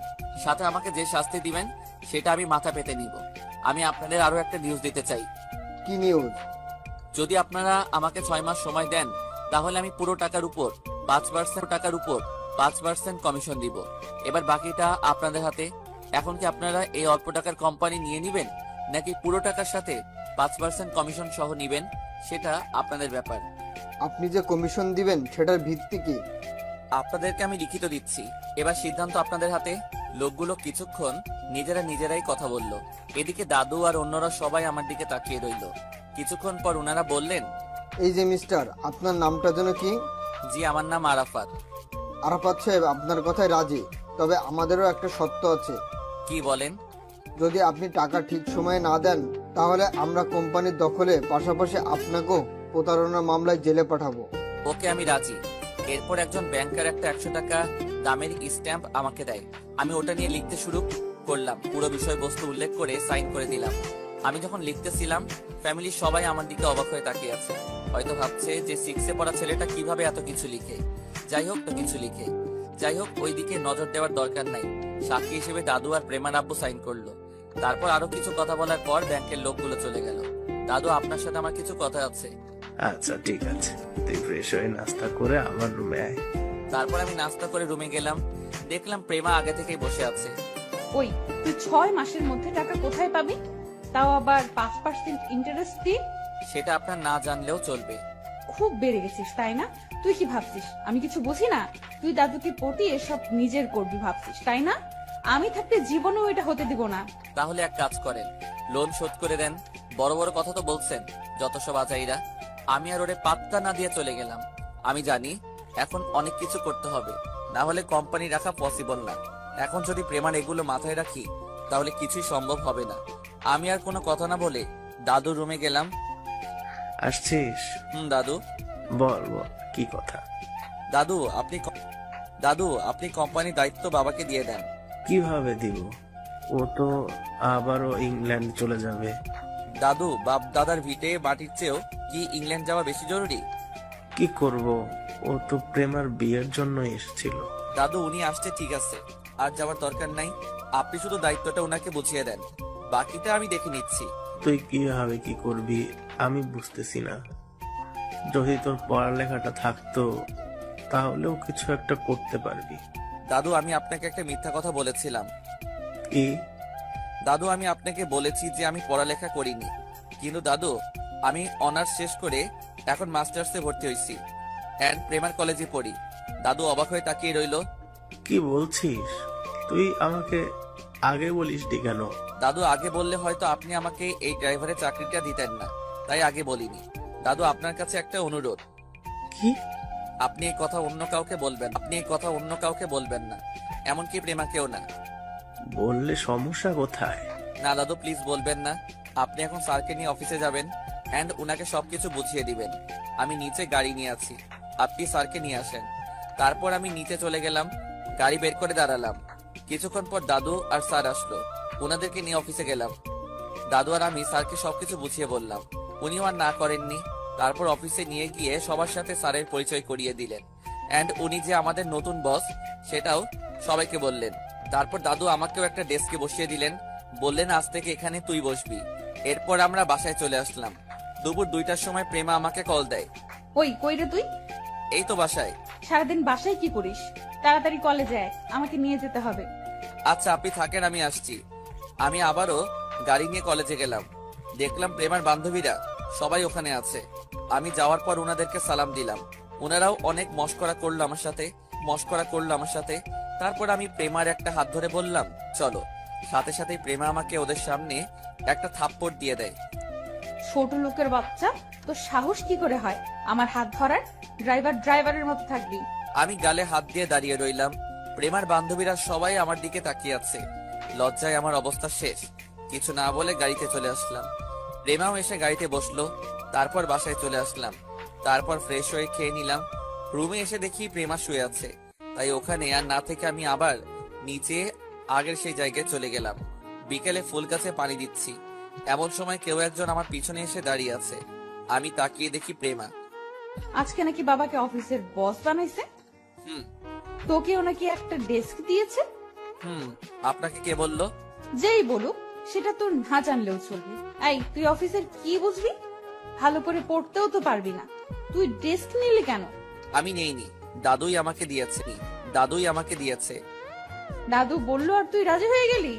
এই দাদুই তোকে মাথার উপরে তুলেছে, শালা ছোট লোক কোথাকার। প্রেমা হনহন করে চলে গেল। আমি কিছু না বলে ফুল গাছে পানি দিতে লাগলাম। মনে মনে বললাম ফকিন্নি, দাদুর জন্যই ভালো আছিস, না হলে কোথায় যেত তোর এত চর্বি আল্লাহ ভালো জানে। এখনো কোম্পানি ধরে রাখতে পারি কিনা আল্লাহ ভালো জানে, না হলে কোথায় যাবে তোর এই লাক্সারিয়াস লাইফ। পথে বসতে হবে সবাইকে। যাই হোক, পানি দেওয়া শেষ করে আমি রুমে চলে গেলাম। দিনুরকে কল দিয়ে কিছুক্ষণ কথা বললাম। তারপর দাদুর রুমে গেলাম। দাদু আসবো? আয়। কি ব্যাপার দাদু, আজ এই সময় শুয়ে আছেন যে? এমনি। দাদু শরীর খারাপ লাগছে নাকি? না, এমনি শুয়ে আছি। প্রেমা কোথায়? মনে হয় রুমে আছে। তোর সাথে ছিল না? না দাদু, আমি গাছে পানি দিয়েছি। এভাবে আরো কিছুক্ষণ কথা বলে চলে আসলাম। রাতে খাওয়া দাওয়া শেষে আমি রুমে গেলাম। দেখলাম প্রেমা আগে থেকেই বসে বসে কার সাথে মোবাইলে কথা বলতেছে। আমাকে দেখেই মোবাইলটা কেটে দিল। কারো রুমে ঢোকার আগে পারমিশন লাগে, সেটাও জানিস না? রুমে ঢুকবো, এখানে পারমিশনের কি আছে? আর এই রুমটা তো অন্য কারো নয়, আমারও তো থাকার অধিকার আছে। কি? আর একটা কথা বললে লাথি দিয়ে বের করে দিব, ছোট লোক একটা। আমি কিছু বলতে যাবো এমন সময় দেখি দাদু কল দিয়েছে। একটু আমার রুমে আয়। আমি দাদুর রুমে গেলাম। আমার মাথার পাশে বস। দাদু আপনি ঠিক আছেন? ঠিক আছি। তুই কোরআন তিলাওয়াত করতে পারিস? জি দাদু পারি, কিন্তু হঠাৎ। তিলাওয়াত কর। আমি আর কিছু না বলে সূরা ইয়াসিন তিলাওয়াত করলাম। দেখলাম দাদু আস্তে আস্তে ঘুমাতে শুরু করলো। এরপর সারা আর রহমান তিলাওয়াত করলাম। দেখলাম দাদু ঘুমিয়ে গেছে। আমি দাদুর মাথায় কিছুক্ষণ হাত বুলিয়ে দিলাম। ভাবতে লাগলাম আব্বু আম্মুর পরে এই মানুষটাই আমাকে সবচেয়ে বেশি ভালোবাসে, যার উপকার বলে বোঝানো যাবে না। প্রথমে ড্রাইভার, তারপর নাচ জামাই, আবার অফিস সহকারী। আমার মনে হয় না অন্য কেউ আমার জন্য এতটা স্যাক্রিফাইস করবে। আমি রুমে চলে গেলাম। গিয়ে দেখি প্রেমাও ঘুমিয়ে গেছে। চেহারার দিকে তাকালে মনে হবে একটা বাচ্চা, কিছুই জানে না। ডিম লাইটের আলোয় একটু বেশি সুন্দর লাগছে। বেশি না তাকিয়ে আমি সোফায় গিয়ে ঘুমিয়ে গেলাম। সকালবেলা কারো চিল্লাচিল্লি শুনে ঘুমটা ভাঙলো।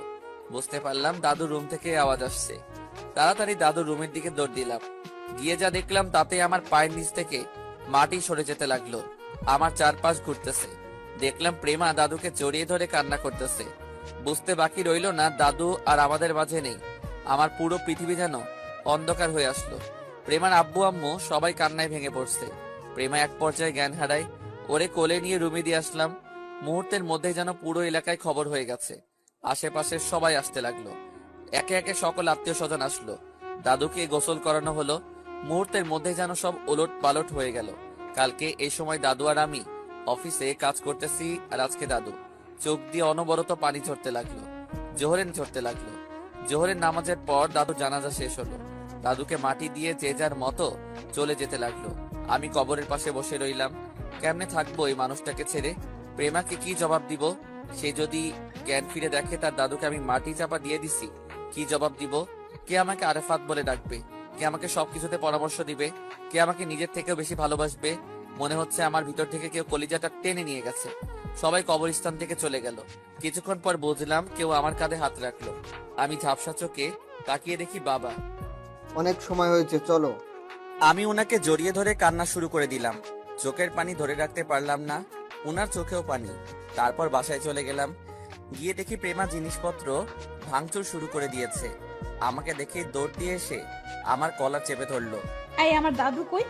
কি করেছিস আমার দাদুকে? আমাকে আমার দাদুর কাছে নিয়ে চল। কান্না করতেছে আর আমার বুকে কিল দিচ্ছে। একটু পর আমাকে জড়িয়ে ধরে আরো কান্না শুরু করে দিল। ওকে সান্ত্বনা দেওয়ার মতো ভাষা আমার নেই, তাই আমিও কিছু বলিনি। কাঁদুক, কাঁদলে মনটা হালকা হবে। আমি আম্মুকে ইশারা দিয়ে প্রেমাকে ভিতরে নিয়ে যেতে বললাম। এক এক করে সব মেহমান চলে গেল।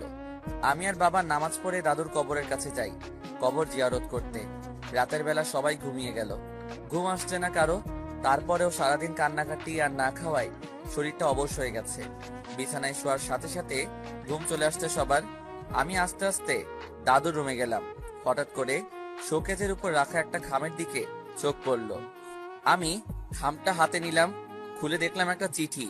চিঠিটা খুললাম। প্রথমে আমার নাম দেখে একটা টাসকি খেলাম। খুলে পড়তে লাগলাম, প্রিয় আরাফাত, চিঠিটা যখন পড়বি তখন হয়তো আমি আর থাকবো না। জানিস, আমি আমার ছেলে, ছেলের বউ আর কলিজার টুকরা প্রেমাকে নিয়ে অনেক টেনশনে ছিলাম। আমার কিছু হলে কে দেখবে ওদের? এর মাঝে তুই যেন আগন্তুকের মতো আসলি। একে একে সব নিজের কাঁধে তুলে নিলি। তোকে আমি আমার নিজের নাতিই ভাবতাম, কোনো দিনও ড্রাইভার মনে করিনি। যখন তোর সাথে প্রেমার বিয়ে হয়, আমার থেকে বেশি খুশি হয়তো কেউ হয়নি। আমি সব সময় আল্লাহর কাছে দোয়া করতাম প্রেমা যাতে ভালো একটা স্বামী পায়। আমার দোয়া আল্লাহ হয়তো কবুল করেছে। তুই জানিস, তোকে নিয়ে আমি অনেক গর্ব করি। আমি প্রথমে জানতাম তুই শিক্ষিত, যদিও তুই আমাকে পরে বলেছিস তোর উপর আমার পুরো বিশ্বাস আছে, তুই আমার ফ্যামিলিকে খারাপ হতে দিবি না। সেই বিশ্বাসের কারণেই আমি আমার সবকিছু তোর নামে লিখে দিলাম। বিনিময়ে তোর কাছে আমি আমার ছেলে, ছেলের বউ আর প্রেমাকে আমানত হিসেবে রাখলাম। তুই ওদেরকে দেখে রাখিস। আমি এটাও জানি প্রেমা তোকে এখনো মেনে নেয়নি, তবে নিবে। ওর মনটা অনেক নরম, দেখবি একদিন ঠিকই সে তোকে মেনে নিবে। তুই কোনোদিনই প্রেমাকে কষ্ট দিস না। আজ থেকে আমার সবকিছুই তোর আমানত তুই রক্ষা করবি। তোর ফ্যামিলি তুই রক্ষা করবি। দাদুকে মাফ করে দিস। চিঠিটা পড়ে নিজেকে আর স্থির রাখতে পারলাম না। নিজের অজান্তেই চোখ দিয়ে পানি ঝরতে শুরু করলো। চিঠিটা খুব যত্নে রেখে দিলাম। দরজার পাশ দিয়ে কারো আসার আওয়াজ পেলাম। তাকিয়ে দেখি বাবা। বাবা, আপনি এখনো ঘুমাননি? ঘুম আসছে না, তুমি ঘুমাওনি? না বাবা, আমারও ঘুম আসছে না। দাদুকে অনেক মিস করতেছি। জানো বাবা, কি জিনিস আমি এতদিন বুঝিনি, আজকে বুঝতেছি। আমার মাথার উপর থেকে ছায়াটা চলে গেছে। বাবার মৃত্যুর জন্য আমি দায়ী। বাবা, আপনি এটা কেন বলছেন? আপনি কেন দায়ী হবেন? আমিও দায়ী। আজকে আমাদের ফ্যামিলির এই অবস্থা হয়েছে শুধু আমার জন্য। ছোটবেলা থেকে অসৎ কাজে টাকা ওঠাতাম, সারাদিন বন্ধু বান্ধব নিয়ে পড়ে থাকতাম। আমার ফিউচার চিন্তা করে বাবা আর বিয়ে করেনি, অথচ আমি বাবাকে কি দিলাম? শুধু কষ্ট ছাড়া আর কিছুই দিতে পারিনি। নিজের ইচ্ছা মতো বিয়ে করলাম, সেটাও বাবা মেনে নিয়েছে। কোনোদিন আমাকে ধমক দিয়ে কথা বলেনি। বিদেশে গিয়ে পড়ালেখা করব বলে অনেক টাকা বাবার থেকে নিয়ে গেছি, বাবাও কোনোদিন না করেনি। এখন বুঝতে পারছি বাবা আমার জন্য লোন করে টাকা পাঠিয়েছে। তুমি জানো বাবার মৃত্যু কিভাবে হয়েছে? না। উনি ঘুমের মধ্যে হার্ট অ্যাটাক করেছে, বিকালে ওনার ডেথ সার্টিফিকেট আসছে। বাবা, এখন এগুলো বলে আর কি লাভ? যা হওয়ার তা তো হয়েই গেছে। এখন আমাদের দোয়া করা ছাড়া আর কিছুই করার নাই। বাবার মৃত্যুর জন্য আমি দেই, আমার ক্ষমা নেই। বাবা, আপনি পাগল হয়েছেন? এভাবে ভেঙে পড়লে আমাদের কি হবে? আম্মু আর প্রেমাকে কে দেখাশোনা করবে? বাবা আর কিছু না বলে আমাকে জড়িয়ে ধরে রাখে কিছুক্ষণ, তারপর ওনার রুমে চলে যায়। সকালবেলা আমি নামাজ পড়ে এসে দাদুর কবর জিয়ারত করে আসলাম। বাবাও ছিল। বাসায় এসে দেখি প্রেমা কেমন ফ্যাকাশে মুখ নিয়ে বসে আছে। আম্মাও কেমন যেন হয়ে গেছে। বুঝতে পারলাম কেউ নাস্তা করেনি। আমি রান্নাঘরে গিয়ে ওনাদের সবার জন্য নাস্তা রেডি করলাম। সবাইকে ডাকলাম, আসলো। সবাই বসে বসে নাস্তা নাড়াচাড়া করছে, বাট কেউ খেতে পারছে না। প্রেমার দিকে তাকালাম, মনে হচ্ছে সে এক্ষুনি কেঁদে দিবে। সেই দিন আর অফিসে যাইনি, আমি বাড়ির টুকটাক কিছু কাজ করলাম। এইভাবে কয়েকদিন চলে গেল। সবাই মন মরা হয়ে গেছে। একদিন বিকালে আমি গাছে পানি দিচ্ছি, এমন সময় আম্মা আসলো। আরাফাত, একটা কথা বলতাম, যদি কিছু মনে না করো। জি অবশ্যই। বলছিলাম কি, অনেকদিন ধরেই প্রেমা মন মরা হয়ে বসে আছে। তুমি যদি ওরে নিয়ে কিছুদিন বাইরে থেকে ঘুরে আসতে, তাহলে মনে হয় ভালো হতো। এমনিতে বিয়ের পরে তোমরা কোথাও যাওনি। না আম্মা, এখন তো কোথাও যাওয়া উচিত হবে না। আর আমরা বাইরে ঘুরবো, আপনারা বাসায় থাকবেন। জিনিসটা কেমন দেখায়? তার চেয়ে ভালো আমার মাথায় একটা বুদ্ধি আছে। কি? আমি বাড়ি থেকে আসছি, যে অনেকদিন হয়েছে বাড়িতে যাওয়া হয় না। মা বাবা অনেক টেনশন করছে। তার উপর বিয়ে করেছি, ওনারাও জানে, বাট আপনাদের কাউকে কোনো দিন দেখেনি। তাই বলছিলাম সবাই মিলে আমাদের বাসায় গেলে কেমন হয়? সবার সাথে পরিচয় হবে, ঘোরাও হবে, নতুন জায়গা আপনাদেরও ভালো লাগবে, সবার মন ভালো হবে। তাও ঠিক বলছো। বেআইব কিংবা বেআইনের সাথে শুধু মোবাইলেই কথা হয়, সরাসরি হয়নি। তাহলে আপনি বাবার সাথে কথা বলেন, আমরা কালকেই যাব। আচ্ছা, তোমার বাবা বাইরে গেছে, আসুক, আসলে কথা বলবো। আচ্ছা আম্মা, ঠিক আছে। এরপর আম্মা চলে যায়। আমি আরো কিছুক্ষণ পানি দিয়ে রুমে চলে গেলাম। রাতের বেলা আম্মা বাবাকে সব বুঝিয়ে বলল, উনারা রাজি হলো। আমি আমার মাকে কল দিয়ে বললাম কালকে আমরা সবাই আসছি। মা তো মহা খুশি। দিনুল, মামুনকেও জানালাম। ঘুমানোর সময় রুমে গেলাম, দেখলাম প্রেমা আয়নার সামনে বসে আছে। আম্মা আপনাকে কিছু বলেছে? না, কেন, কি হয়েছে? কালকে আমরা আমাদের বাড়িতে যাব। কোথায় যাব? আমাদের বাড়ি, ফেনীতে যাব।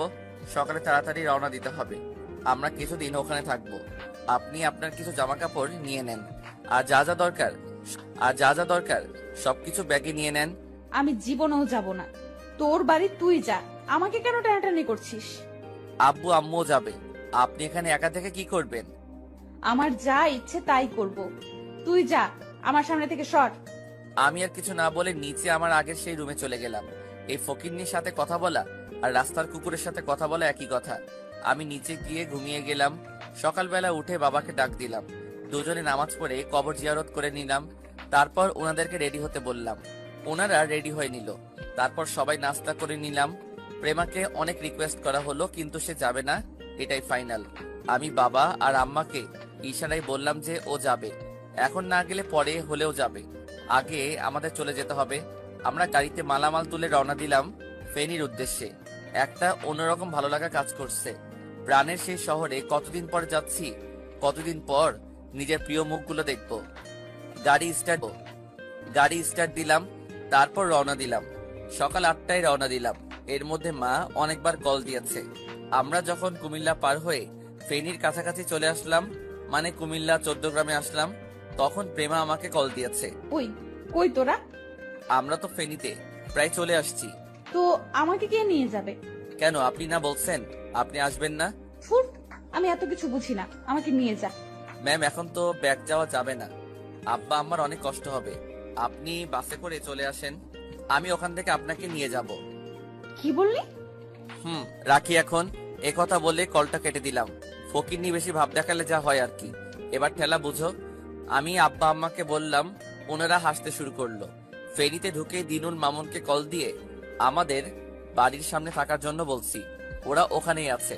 কিছুক্ষণ পর আমরা বাড়িতে চলে গেলাম। দিনুল মামুন গাড়ি দেখে পিছনে পিছনে আসলো। বাড়ির সামনে গিয়ে গাড়ি থামালাম। গাড়ি থেকে নামার সাথে সাথেই ওরা আমাকে জড়িয়ে ধরলো। অনেকদিন দেখি না দুই হারামিকে, ওদেরকে প্রেমার আব্বু আম্মুর সাথে পরিচয় করিয়ে দিলাম। কিছুক্ষণ পর আম্মু বাসা থেকে বের হলো। আমাকে দেখে মরা কান্না শুরু করে দিল। মনে হচ্ছে আমি মারা গেছি। আর সেখান থেকে ফিরে আসছি, মাকে সালাম করলাম। তারপর প্রেমার আব্বু আম্মুর সাথে পরিচয় করিয়ে দিলাম। দুই বেআইন একে অপরকে জড়িয়ে কিছুক্ষণ ভাব বিনিময় করলো। দেখে ভালোই লাগছে। হঠাৎ করে আব্বুর কথা মনে পড়ে গেল। দেখলাম আব্বু বাজার থেকে কি যেন কিনে নিয়ে আসতেছে। আমি ওনারে দেখেই ভয়ে ঘরের ভিতরে একটা দৌড় দিলাম। আমার দৌড় দেখে সবাই অবাক হয়ে তাকিয়ে আছে। তারপর আম্মু আব্বুর সাথে ওনাদের সবার পরিচয় করিয়ে দেই। আব্বু বেশ ওনাদের সাথে মিশে গেছে। একটু পর আব্বু আমার খোঁজ করলো। আম্মু আমার রুমটা দেখিয়ে দিল। আব্বু আস্তে আস্তে ভিতরে আসলো। এদিকে আমার কলিজায় পানি নেই। এই কে তুই? আমার বাড়িতে কি করিস? কি হলো, কথা কানে যায় না? বের হ আমার বাড়ি থেকে, যায় না? বের হ আমার বাড়ি থেকে। আমি তখনও চুপ করে দাঁড়িয়ে রইলাম। একটু পর আব্বু এসে আমাকে বুকে জড়িয়ে নেয়। মুহূর্তে যেন সব রাগ চলে গেল। তুই আমাকে মাফ করে দিস, আমি তোর সাথে অনেক অন্যায় করেছি। আরে আব্বু কি বলেন এসব? আমি তো আপনার সাথে বেয়াদবি করেছি। হ্যাঁ রে, বৌমা কোথায়? আব্বু ও অফিসে ছিল, তাই আমাদের সাথে আসেনি। একটু পর আসবে। ও আচ্ছা। আব্বু, আপনি ওনাদের একটু আপ্যায়ন করেন, আমি আপনার বৌমাকে নিয়ে আসছি। বাইরে এসে দিনুল মামুনকে বললাম ওনাদের সাথে থাকতে। তারপর আমি আবার গাড়ি নিয়ে বাস স্টেশনে গেলাম। 2 ঘন্টা পর প্রেমা আসলো। Welcome to Feni. প্রেমা অদ্ভুত ভাবে আমার দিকে তাকালো। ম্যাম, আপনার আসতে কোনো সমস্যা হয়নি তো? তুই ঢাকা যা, তারপর দেখে নিব। ভুলে যাবেন না আপনি এখন ফেনীতে আছেন, আমার এলাকায়। তো কি হইছে? কি করবি তুই আমার? সরি, কিছু না। চলেন গাড়িতে উঠেন। গাড়িতে ওঠার পর আমি গাড়ি স্টার্ট দিলাম। তারপর বাসার দিকে রওনা শুরু করলাম। ম্যাম, একটা কথা বলার ছিল। কি? যদিও আপনি আমাকে আপনার বর হিসেবে মেনে নেননি, আমিও আর কিছু বলিনি, কিন্তু বাইরে সবাই জানে আপনি আমার স্ত্রী। তো এখন কি হইছে? না মানে বলছিলাম কি, আপাতত যতদিন বাড়িতে আছি আপনি ততদিন প্লিজ আমার সাথে একটু ভালোভাবে কথা বলবেন। আমি পারবো না। প্লিজ ম্যাম, আপনি যদি আব্বু আম্মুর সামনে আমার সাথে এইভাবে কথা বলেন বা নাম ধরে ডাকেন, ওনারা অনেক কষ্ট পাবেন। প্লিজ ম্যাম, কিন্তু কথা দিচ্ছি ওনাদের বাইরে আমি ড্রাইভারের মতোই থাকবো। আচ্ছা, দেখা যাবে। মনে মনে বললাম, ফকিরনি, দাদু সবকিছু আমার নামেই লিখে দিছে। এখন আমি যা বলবো তোদের সেটাই শুনতে হবে। আমি যদি বেইমানি করি আমার চুলও ছিঁড়তে পারবি না। কিন্তু আমার বাবা মা আমাকে ওই শিক্ষা দেয়নি। আমি বরং মালিক হয়েও আগের মতো আচরণ করব। কথা বলতে বলতে বাসায় চলে আসলাম। ভিতরে ঢোকার সাথে সাথেই আম্মু বাইরে আসলো। আমি প্রেমাকে ইশারায় সালাম করতে বললাম, কিন্তু ফকিরনি সালাম করে না। ইশারায় কান ধরলাম, অনুরোধ করলাম, তারপরও সে সালাম করতে রাজি নয়। যাই হোক একটু পর ওর মনে রহমত আসলো। যেই আম্মুকে সালাম করতে যাবে অমনি আম্মু ওকে বুকে জড়িয়ে নেয়। ওর গুণগান গাওয়া শুরু করে। দেখতে সুন্দর, মাশাল্লাহ, আমার সাথে মানাইছে, হ্যান ত্যান 7-17। আমি মনে মনে বললাম, সুন্দর দিয়ে কি করবা, আজ তো একটা ডাইনি। আব্বুকে সালাম করলো। তারপর আমি ওয়াশরুম দেখিয়ে বললাম ফ্রেশ হতে। কিছুক্ষণ পর সেই ওয়াশরুম থেকে বের হয়ে তারপর খাওয়া দাওয়া করে একটা ঘুম দিলাম। ওকে আমার রুম দেখিয়ে দিলাম ঘুমানোর জন্য। রাতের বেলা আমি দিনুল মামুন বাসার সাথে বসে আছি। মামা, ভাবি তো সেই মাশাল্লাহ। হারামি এভাবে বলে না। আমিও বাড়ি থেকে চলে যাব, আর তোর মতো বিয়ে করে তারপর বাড়িতে আসবো। আচ্ছা করিস। এখন শোন, তোদের সাথে আমার কিছু কথা আছে। কি কথা বল। কোম্পানি নিলাম থেকে দাদার মৃত্যু, ব্যাংকের লোন, সব ঘটনা ওদের খুলে বললাম। এখন কি করবি? মাত্র 6 মাসে কি এতগুলো টাকা শোধ করা যাবে? তুই এই রিস্ক কেন নিলি? দোস্ত, তোদের হেল্প লাগবে। কি হেল্প? তোরা আমার সাথে যাবি, আমার অফিসে চাকরি করবি। বিনিময়ে আমি তোদেরকে বেতন দিব, কিন্তু তোদের আমার সাথে একসাথে কাজ করতে হবে, এন্ড দিন রাত সমান করে কাজ করতে হবে। আমরা তো তোর অফিসে কলিগ না। আরে বোকা, মনে কর তোদের চাকরি হয়েছে। তোরা সাথে থাকলে সবকিছু সম্ভব। আমিও তোদের সাথে এক হয়ে কাজ করব।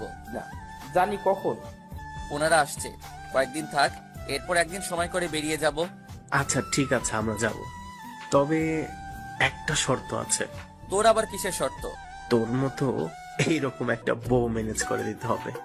শালা হারামি। এভাবে আরো প্রায় 1 ঘন্টার মতো আড্ডা দিলাম। অনেক কথা জমে আছে। সব শেষ করে ওদের বললাম একসাথে খাওয়ার জন্য। ওদেরকে নিয়ে নিচে গেলাম। আমি ওদের ডাইনিং টেবিলে বসতে বলে নিজের রুমে গেলাম। দেখলাম আব্বু ছাড়া সবাই বসে গল্প করতেছে। মা চলো, ওনাদের খাবার দিবে। দিনুন মামুনও আছে। চলো। বেআইন, আপনারা আসেন। বৌমা, আসো। আমি একটু ভাব দেখিয়ে বললাম প্রেমা চলো। প্রেমা আমার দিকে রাগী ভাবে তাকিয়ে বলল, শালা অশিক্ষিত। ওই মেয়ে কি বললে? তুমি অশিক্ষিত কাকে বলছো? তুমি জানো আমার ছেলে ইংরেজিতে অনার্স কমপ্লিট করেছে, এখন ঢাকাতেও ইংরেজিতে মাস্টার্স করতেছে। মায়ের কথা শুনে সবাই অবাক হয়ে আমার দিকে তাকালো। তারপর মা চলে গেল। আমি চোরের মতো হয়ে গেলাম। ব্যস্ততা দেখিয়ে আমিও বাইরে চলে আসলাম। একটু পর প্রেমা ওর আব্বু আম্মু ডাইনিং রুমে আসলো। সবাই খেতে বসলো।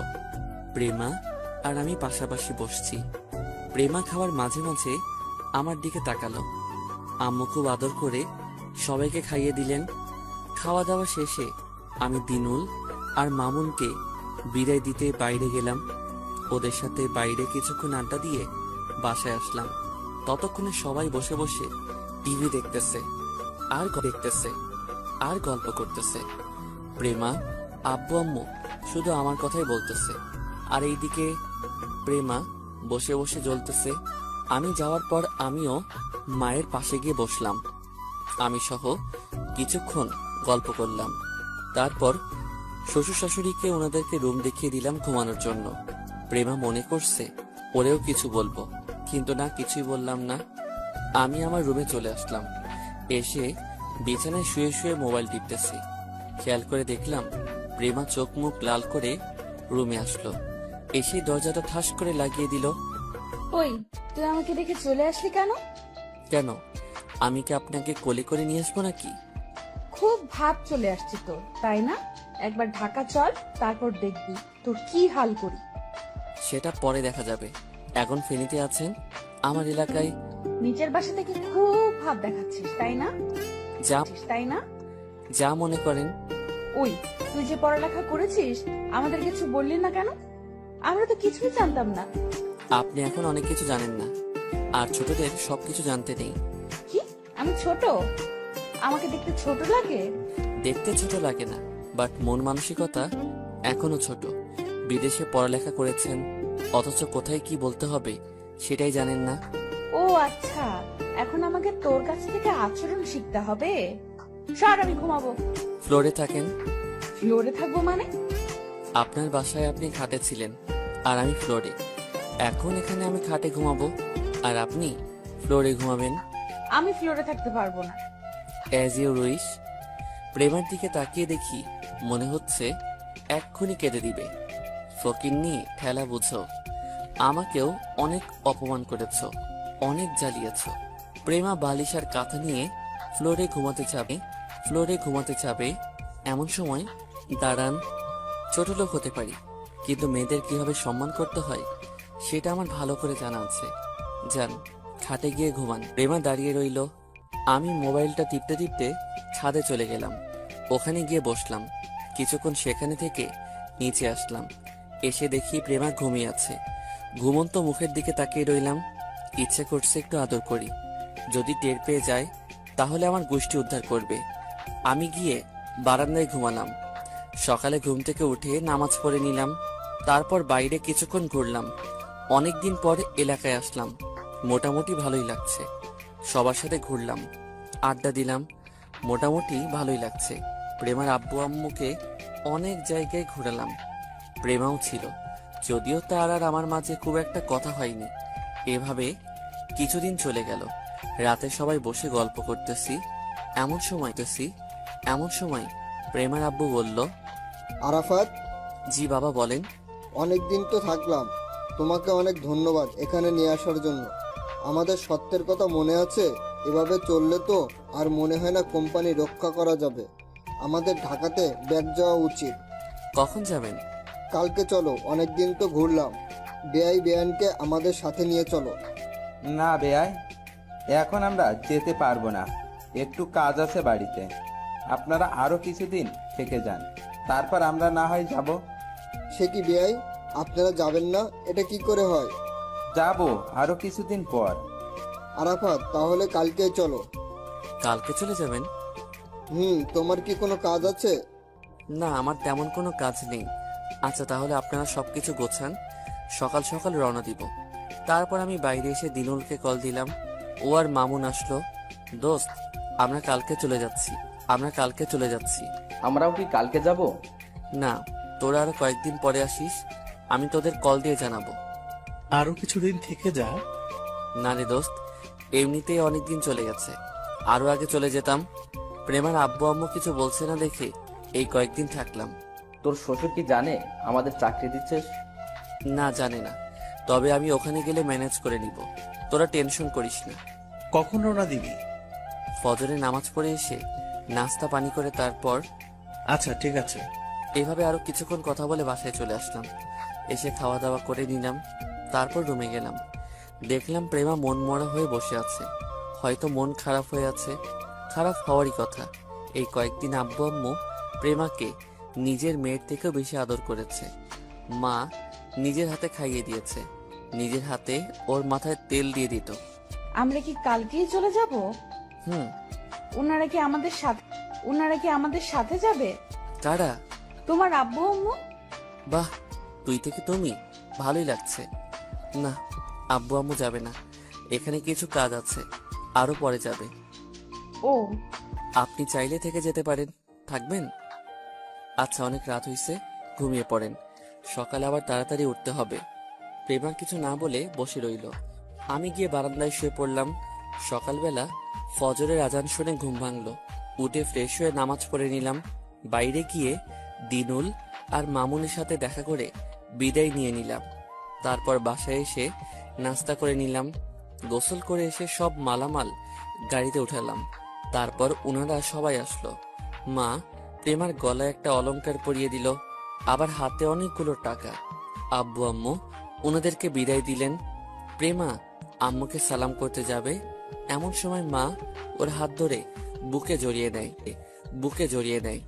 আমাকে বলে, আরাফাত শোন, বলো। আমার মেয়েকে দেখে রাখবি, যদি শুনি তুই ওর সাথে কোনো খারাপ কিছু করেছিস তাহলে দেখবি আমি তোর কি করি।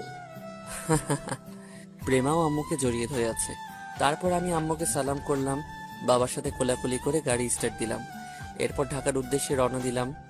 গাড়িতে আমি, বাবা আর আম্মা অনেক কথা বললাম, কিন্তু প্রেমা একেবারেই চুপ। কুমিল্লা মিয়ামি রেস্টুরেন্টের সামনে গিয়ে দাঁড়ালাম, কিছু খাবো। সবাই নামলো, তারপর ভিতরে গেলাম, খাবার অর্ডার দিয়ে বসলাম। প্রেমার দিকে তাকিয়ে জিজ্ঞেস করলাম, কি হয়েছে আপনার? কিছু না। ওনাদের জন্য মন খারাপ? আচ্ছা, আর কিছুদিন যাক, ওনাদেরকেও ঢাকা নিয়ে আসবো সারা জীবনের জন্য। সত্যি? এখন খেয়ে নে। তারপর সবাই নাস্তা করে আবার গাড়িতে উঠলাম। ঢাকা আসতে আসতে প্রায় দুপুর হয়ে গেল। বাসায় যাওয়ার সময় বাইরে থেকে খাবার নিয়ে গেলাম, কারণ এখন রান্না করা সম্ভব না। বাসায় গিয়ে ফ্রেশ হয়ে খেয়ে আমি নিচে এসে সেই আগে ড্রাইভারের রুমে এসে ঘুমালাম। রাতের বেলায় এশারে নামাজ পড়ে এসে দাদুর কবর জিয়ারত করে আসলাম। তারপর বাসায় আসলাম, খাওয়া দাওয়া করে প্রেমার রুমে গেলাম, কারণ নিচে গেলে বাবা মাইন্ড করে। অনেকবার আমাকে নিজের রুমে থাকতে নিষেধও করছে। তাই প্রেমার রুমে গেলাম, গিয়ে দেখি সে আম্মুর সাথে তোলা সেলফিগুলো দেখতেছে। আমাকে দেখে মোবাইলটা রেখে দিল। আমি একটা বালিশ নিয়ে সোফার দিকে যাব, এমন সময় প্রেমা বলল, একটা কথা বলবো? বলেন। তুমি চাইলে খাটে ঘুমাতে পারো, আমার সমস্যা হবে না। ধন্যবাদ, কিন্তু আমি ঘুমাবো না। কেন? ড্রাইভার কখনো মালিকের মেয়ের সাথে ঘুমাতে পারে না। তুমি তোমার হাজবেন্ড। কে বললো? সবাই তো জানে। সবাই জানে, কিন্তু এটা জানে না যে বিয়ের পর থেকে আমি নিচে ঘুমাই আর আপনি খাটে। সবাই এটা জানে যে আপনি আমাকে আগের মতো সেই তুই করেই ডাকেন, যেখানে সেখানে অপমানিত করেন। আমার খাটে থাকার দরকার নেই, আপনার খাট আপনি ঘুমান। প্রেমা কিছু বলতে চেয়েছিল, বাট তার আগে আমি রুমের লাইটটা অফ করে শুয়ে পড়ি। পরের দিন সকালে বাবা আর আমি একসাথে অফিসে যাই। আমি গিয়ে আমার ডেস্কে বসি আর বাবা ওনার রুমে যাই। আমি অন্যান্য কর্মচারীদের কাছ থেকে সবকিছু বুঝে নিই, তারপর নতুন করে আবার সবকিছু শুরু করি। বাবার রুমে গেলাম। বাবা, আসবো? আরে আসো আসো, কিছু বলবে? বাবা, একটা কথা বলার ছিল। বলো। বাবা, ফেনীতে আমার 2টা বন্ধুকে বলেছি এখানে কাজ করার জন্য। ওরা সহ একসাথে কাজ করলে আমরা অনেক দূর এগিয়ে যেতে পারবো, না হলে লোন শোধ করা কষ্ট হয়ে যাবে। তোমার যেটা ইচ্ছা হয় সেটাই করো, যেভাবে ভালো বোঝো। বাবা, আরেকটা কথা। কি? বাবা, আমি ওদের সাথে বাইরে থাকবো। বাইরে থাকবে মানে? বাবা, আমি চিন্তা করেছি অফিসের উপরের তলায় আমাদের থাকার ব্যবস্থা করব। আমি আর বাসায় যাব না, এখান থেকেই কাজ করব। সে কি, বাসায় যাবে না কেন? বাসা থেকে করলেই তো পারো। বাবা, মাত্র 6টা মাস, আমাদের মাথা থেকে সব চাপ চলে যাক, তারপর না হয় বাসায় গিয়ে থাকবো। এই 6 মাস আমার মাথায় বাসার চিন্তা না থাকাই বেটার হবে। প্রেমা কি বলবে? আপনি বলে দিয়েন, না হয় আমি আজকে বলে দিব। প্রয়োজনে আমি ওকে কলেজে দিয়ে আসবো, আবার ছুটির পর নিয়ে আসবো। আচ্ছা বাবা, তোমার যেভাবে মন চাই করো। ধন্যবাদ। তারপর আমি আমার ডেস্কে চলে গেলাম, গিয়ে দিনুল আর মামুনকে কল দিয়ে আগামীকাল আসার জন্য বললাম। ওরাও আসবে বলে জানিয়ে দিয়েছে। অফিস শেষে গাড়ি চালিয়ে বাবাকে নিয়ে বাসায় গেলাম। রাতের বেলা সোফায় বসে টিভি দেখতেছে, এমন সময় আমি বাবাকে ইশারা দিয়ে বিষয়টা বলতে বললাম। বাবা পুরো বিষয়টা আমাকে আর প্রেমাকে বুঝিয়ে বলেছেন। ওনারা কিছুই বলেনি। রাতে ঘুমাতে গেলাম, প্রেমা বলল বাসায় থেকে অফিস করা যায় না? গেলেও করব না, মাথার উপর অনেক চাপ, পরেরটা পরে দেখা যাবে। আমার কলেজ প্রতিদিন করার দরকার নেই, সপ্তাহে 2-3 দিন করবেন, আর আমাকে কল দিয়েন, আমি দিয়ে আসবো। প্রেমার কিছু না বলে ঘুমিয়ে গেল, আমিও ঘুমিয়ে গেলাম। পরের দিন বাবাকে অফিসে নামিয়ে দিয়ে আমি বাস স্টেশনে গেলাম দিনুল আর মামুনকে নিয়ে আসতে। অনেকক্ষণ ওয়েট করার পর ওরা আসলো। ওদের সাথে কোলাকুলি করে গাড়িতে বসিয়ে ওদেরকে সরাসরি অফিসে নিয়ে গেলাম। তারপর অফিসের উপরের তলায় ওদের থাকার ব্যবস্থা করলাম। যেহেতু প্রথম দিন, তাই আর ওদের কোনো কাজে না দিয়ে পুরো অফিস ঘুরে দেখলাম আর ওদের কাজ বুঝিয়ে দিলাম। সেদিন ওদেরকে সাথে নিয়ে বাসায় গেলাম, মানে প্রেমাদের বাসায়। ওরা তো বাসা দেখে হা করে তাকিয়ে আছে। গিয়ে আম্মু আর প্রেমার সাথে দ্বিতীয়বারের মতো পরিচয় করিয়ে দিলাম। তারপর একসাথে দুপুরে খাবার খেয়ে ওদেরকে নিয়ে বাজারে গেলাম, কিছু জিনিস কিনলাম। এরপর ওদেরকে নিয়ে আবার অফিসে গেলাম। আমি ওদের সবকিছু ঠিকঠাক ভাবে করতে বলে বাবাকে আবার বাসায় নিয়ে আসলাম। এরপর আমি আবার ওদের কাছে চলে গেলাম। রাতের বেলা আমি নিজে রান্না করলাম, খেতে বসলাম 3 জন একসাথে। আরাফাত, তোর ভাগ্য অনেক ভালো। কেন? এই যে এত বড় অফিসের চাকরি, বড় লোকের মেয়ের সাথে বিয়ে, আবার তুই যেভাবে বলছিস ওনারাও তোর কথা শুনতেছে। ভাবিও অনেক ভালো মনের দেখলাম। তোরা আসল মানুষটাকে দেখিসনি, উনি না থাকলে হয়তো কিছুই হতো না। কে? দাদুর জন্যই এসব কিছু হয়েছে। আচ্ছা, আরেকটা কথা বলতো, কি? তুই ওই বাসা ছেড়ে আমাদের সাথে কেন থাকবি? সেটা এখন বললেও বুঝবি না, আর কিছুদিন যাক, তারপর বুঝে যাবি। এভাবে আরো কিছুক্ষণ কথা বলে সবাই ঘুমিয়ে গেলাম। সকালে প্রেমা কল দিল, সে নাকি কলেজে যাবে। আমি রেডি হয়ে ওদের বাসায় গেলাম, পরে গাড়িতে উঠিয়ে আবার কলেজে দিয়ে আসলাম। কলেজে নামিয়ে দিয়ে আমি আবার অফিসে চলে আসলাম। যাওয়ার সময় বাসে চলে যেতে বলেছি, কারণ গাড়ি বাবার কাছেই থাকবে। ওনাকে আজকে বাইরে যেতেই হবে, কয়েকজন ব্যবসায়ীর সাথে কথা বলবে। এইভাবে দিন যেতে থাকলো। আমি দিনুল আর মামুন গাধার মতো খাটতে লাগলাম। অন্যান্য কর্মচারীদের বেতন বাড়িয়ে দিব বলে ওনাদেরকে দিয়েও ডাবল কাজ করাতে শুরু করলাম। একদিন দুপুরবেলা আমি দিনুলের ডেস্কে গেছি, ওর কম্পিউটারে নাকি কি যেন সমস্যা হয়েছে। পাশে মামুনও ছিল। এমন সময় দেখলাম প্রেমা হাতে একটা টিফিন বক্স নিয়ে অফিসে আসলো। বাবাও তো অফিসে নাই, টিফিন কার জন্য? আমার জন্য নাকি? তোর আমার জন্য কেন আনবে? আর হঠাৎ করে অফিসে আসলো কেন? আস্তে আস্তে সে একেবারে আমাদের সামনে চলে আসলো। ওর আঁচল দিয়ে আমার মুখটা মুছে দিল। আমি তো পুরো অবাক। তারপর বলল, সারাদিন শুধু কাজ করলে হবে, ঠিক মতো খেতে হবে না? আমি বড় ধরনের একটা টাস্কি খেলাম। কাহিনী কি? দিনুল মামুনের দিকে তাকিয়ে দেখি ওরাও হা করে আছে। তারপর প্রেমা আমার হাতটা ধরে আমার রুমে নিয়ে যায়। আমি পুরো সময়টা যেন স্বপ্নের মধ্যে ছিলাম। রুমে গিয়ে আমি তখনও অবাক হয়ে তাকিয়ে রইলাম। কি দেখো? আমাকে একটা চিমটি দেন তো। কেন? আমার কেমন যেন মনে হচ্ছে আমি স্বপ্নের মধ্যে আছি, তাই। প্রেমা আমার হাতে একটা চিমটি দিল। উপ! কি হলো? এত জোরে কেউ চিমটি দেয়? তুমিই তো বলছো। তাই বলে এত জোরে দিবেন নাকি? বেশ করেছি। একটা কথা বলার ছিল। কি? হঠাৎ করে এত ভালোবাসা কেন? এত আদরের মানেটা কি? কেন, আমি কি একটু যত্নও নিতে পারি না? সেটা না, যে আপনি আমার নামই শুনতে পারতেন না, আর সে আপনি আজকে আমার জন্য খাবার নিয়ে আসছেন, বিষয়টা অবাক করার মতো। মানুষ সব সময় একরকম থাকে না। আর আগের সবকিছুর জন্য সরি। আচ্ছা, এখন ওসব কথা থাক, তুমি ফ্রেশ হয়ে আসো, আমি খাবার দিচ্ছি। তারপর আমি ওয়াশরুমে গেলাম, ফ্রেশ হয়ে আসলাম। প্রেমার নিজের হাতে ভাত বেড়ে দিল আর বলতে থাকলো, জানো, আমি তোমার জন্য নিজের হাতে রান্না করে নিয়ে আসছি। ও তাই নাকি? আচ্ছা, তাহলে তাড়াতাড়ি দেন। প্রেমা আমাকে ভাত দিলে প্রথম নলা মুখে দিতেই আমার 12টা বেজে গেল। যেমন ঝাল তেমন কড়া, মুখে দেওয়াটাই অনেক কষ্টের। আমি তারপরও হাসি মুখে খাচ্ছি। কেমন হয়েছে? অসাধারণ। আমার কেমন যেন মনে হচ্ছে রান্না ভালো হয়নি। খুব ভালো হয়েছে। দেখি, আমি একটু খেয়ে দেখি। হুম, আমার জন্য এনেছেন, আমি খাবো না, আমিও একটু খেয়ে দেখি। প্রেমা এক প্রকার জোর করে খেয়ে নিল। খেয়েই চোখ মুখ লাল করে কাশতে থাকলো। আমি তাড়াতাড়ি করে পানির গ্লাসটা ওকে দিলাম। প্রেমা পানি খেয়ে কিছুক্ষণ দম নিল। এত বাজে খাবার, অথচ তুমি হাসি মুখে খেয়ে নিয়েছো।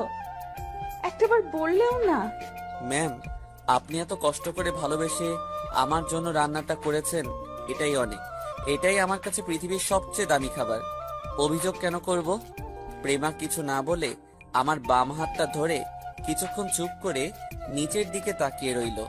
বুঝতে পারলাম ওর চোখে পানি এসে গেছে। আপনি দুপুরে খাইছেন? না সূচক মাথা নাড়ালো। আমি অফিসের দারোয়ান চাচাকে দিয়ে 2 প্যাকেট বিরিয়ানি আনালাম। তারপর নিজের হাতেই ওরে খাইয়ে দিলাম। আমি ভাবছি প্রেমা হয়তো খাবে না, কিন্তু সে হাসি মুখেই খেয়ে নিল। আমি যখন প্রেমাকে খাইয়ে দিচ্ছি, ওই 2 শালা দিনুল আর মামুন বারবার দরজার সামনে এসে তাকাচ্ছিল। যদিও আমি দেখতে পেয়েছি, কিন্তু প্রেমার জন্য কিছু বলতে পারিনি। প্রেমা আরো কিছুক্ষণ থাকলো, আমার সাথে অনেক হেসে হেসে কথা বলল। মোটামুটি ভালোই লাগছে। বিকেল বেলা কাজ করতেছি, বারবার শুধু প্রেমার মুখটাই সামনে ভাসতে থাকলো। কিরে শালা, কি? তুই বললি ভাবি তোকে আদর কম করে, এখন তো দেখছি তলে তলে অনেক দূরে এগিয়ে গেছিস। শালা হারামি, আমাদের সামনে আসলে ন্যাকা সাজে, মনে হয় কিচ্ছু জানে না। এখন তো সব নিজের চোখেই দেখলাম। এই আমার বউ আমাকে আদর করেছে, তাতে তোদের কি? যা, যে যার ডেস্কে গিয়ে বস, কাজ কর। অনেক কাজ করতে হবে। এইভাবে চলছে আমাদের দিনরাত কাজ। সকাল নেই, সন্ধে নেই, রাত নেই, যখনই সময় পাই তখনই কাজ করতেছি। মাত্র 1 মাসে ব্যবসা আগের চেয়েও দ্বিগুণ বেড়ে গেল। এইভাবে দিন যায়, মাস যায়, দেখতে দেখতে 6টা মাস চলে গেল। মোটামুটি কোম্পানির সব লোন শোধ করার মতো টাকা হয়ে গেছে। অন্যদিকে প্রেমা আর আমার সম্পর্কটা আগের চেয়েও বেশি ভালো হয়ে গেছে। যেই প্রেমা আমাকে দেখতেও পারতো না, আর সে এখন আমাকে ছাড়া কিছুই বুঝে না। যদিও আমি অফিসে থাকি, কিন্তু মনটা ওর কাছেই থেকে যায়। সেও মাঝে মধ্যে অফিসে আসতো, আমাকে দেখে যেত। ফেরিতে আব্বু আম্মুর সাথে সারাদিনই কথা বলতো।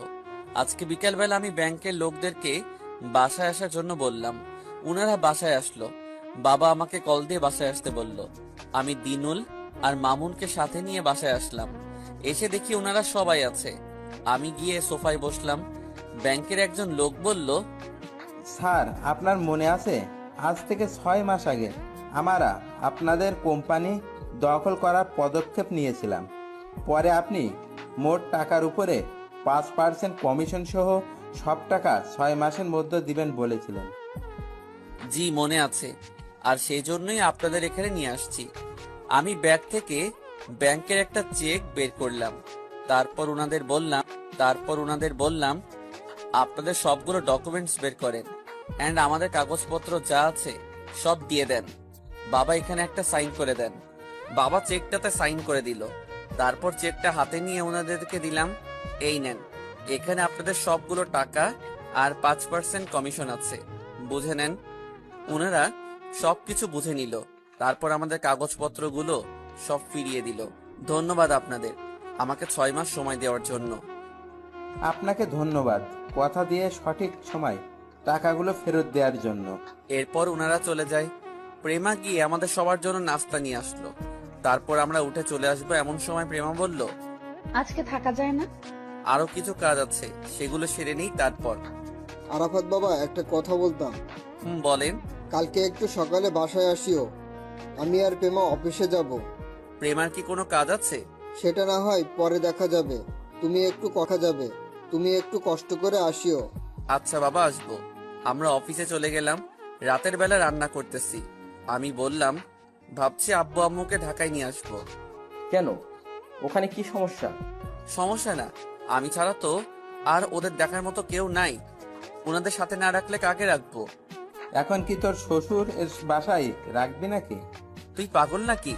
আমি কি কাপুরুষ যে নিজের বাবা মাকে শ্বশুরের বাসায় রাখবো? আমার এত এখন একটা খুঁটি হয়েছে, আলাদা বাসা নিব। ওখানে আব্বু আম্মু আর প্রেমা থাকবে। প্রেমা কি রাজি হবে? অবশ্যই হবে। প্রত্যেক মেয়ে চায় বিয়ের পর শ্বশুর বাড়িতে থাকতে। আমি এখন একটা ভাড়া বাসা নিব। যদি কখনো আল্লাহ আমাকে টাকা দেয়, তখন না হয় নিজে বাসা নিব। এইটাই ভালো হবে। একটা সত্যি করে কথা বলতো, কি? তুই এতদিন প্রেমাদের বাসায় থাকিসনি কেন? শোন তাহলে, প্রথমত কোম্পানি রক্ষা করার জন্য এখানে চলে আসছি যাতে করে দিনরাত কাজ করতে পারি। দ্বিতীয়ত, আমি আগে ওনাদের ড্রাইভার ছিলাম, তাই ওখানে ছিলাম।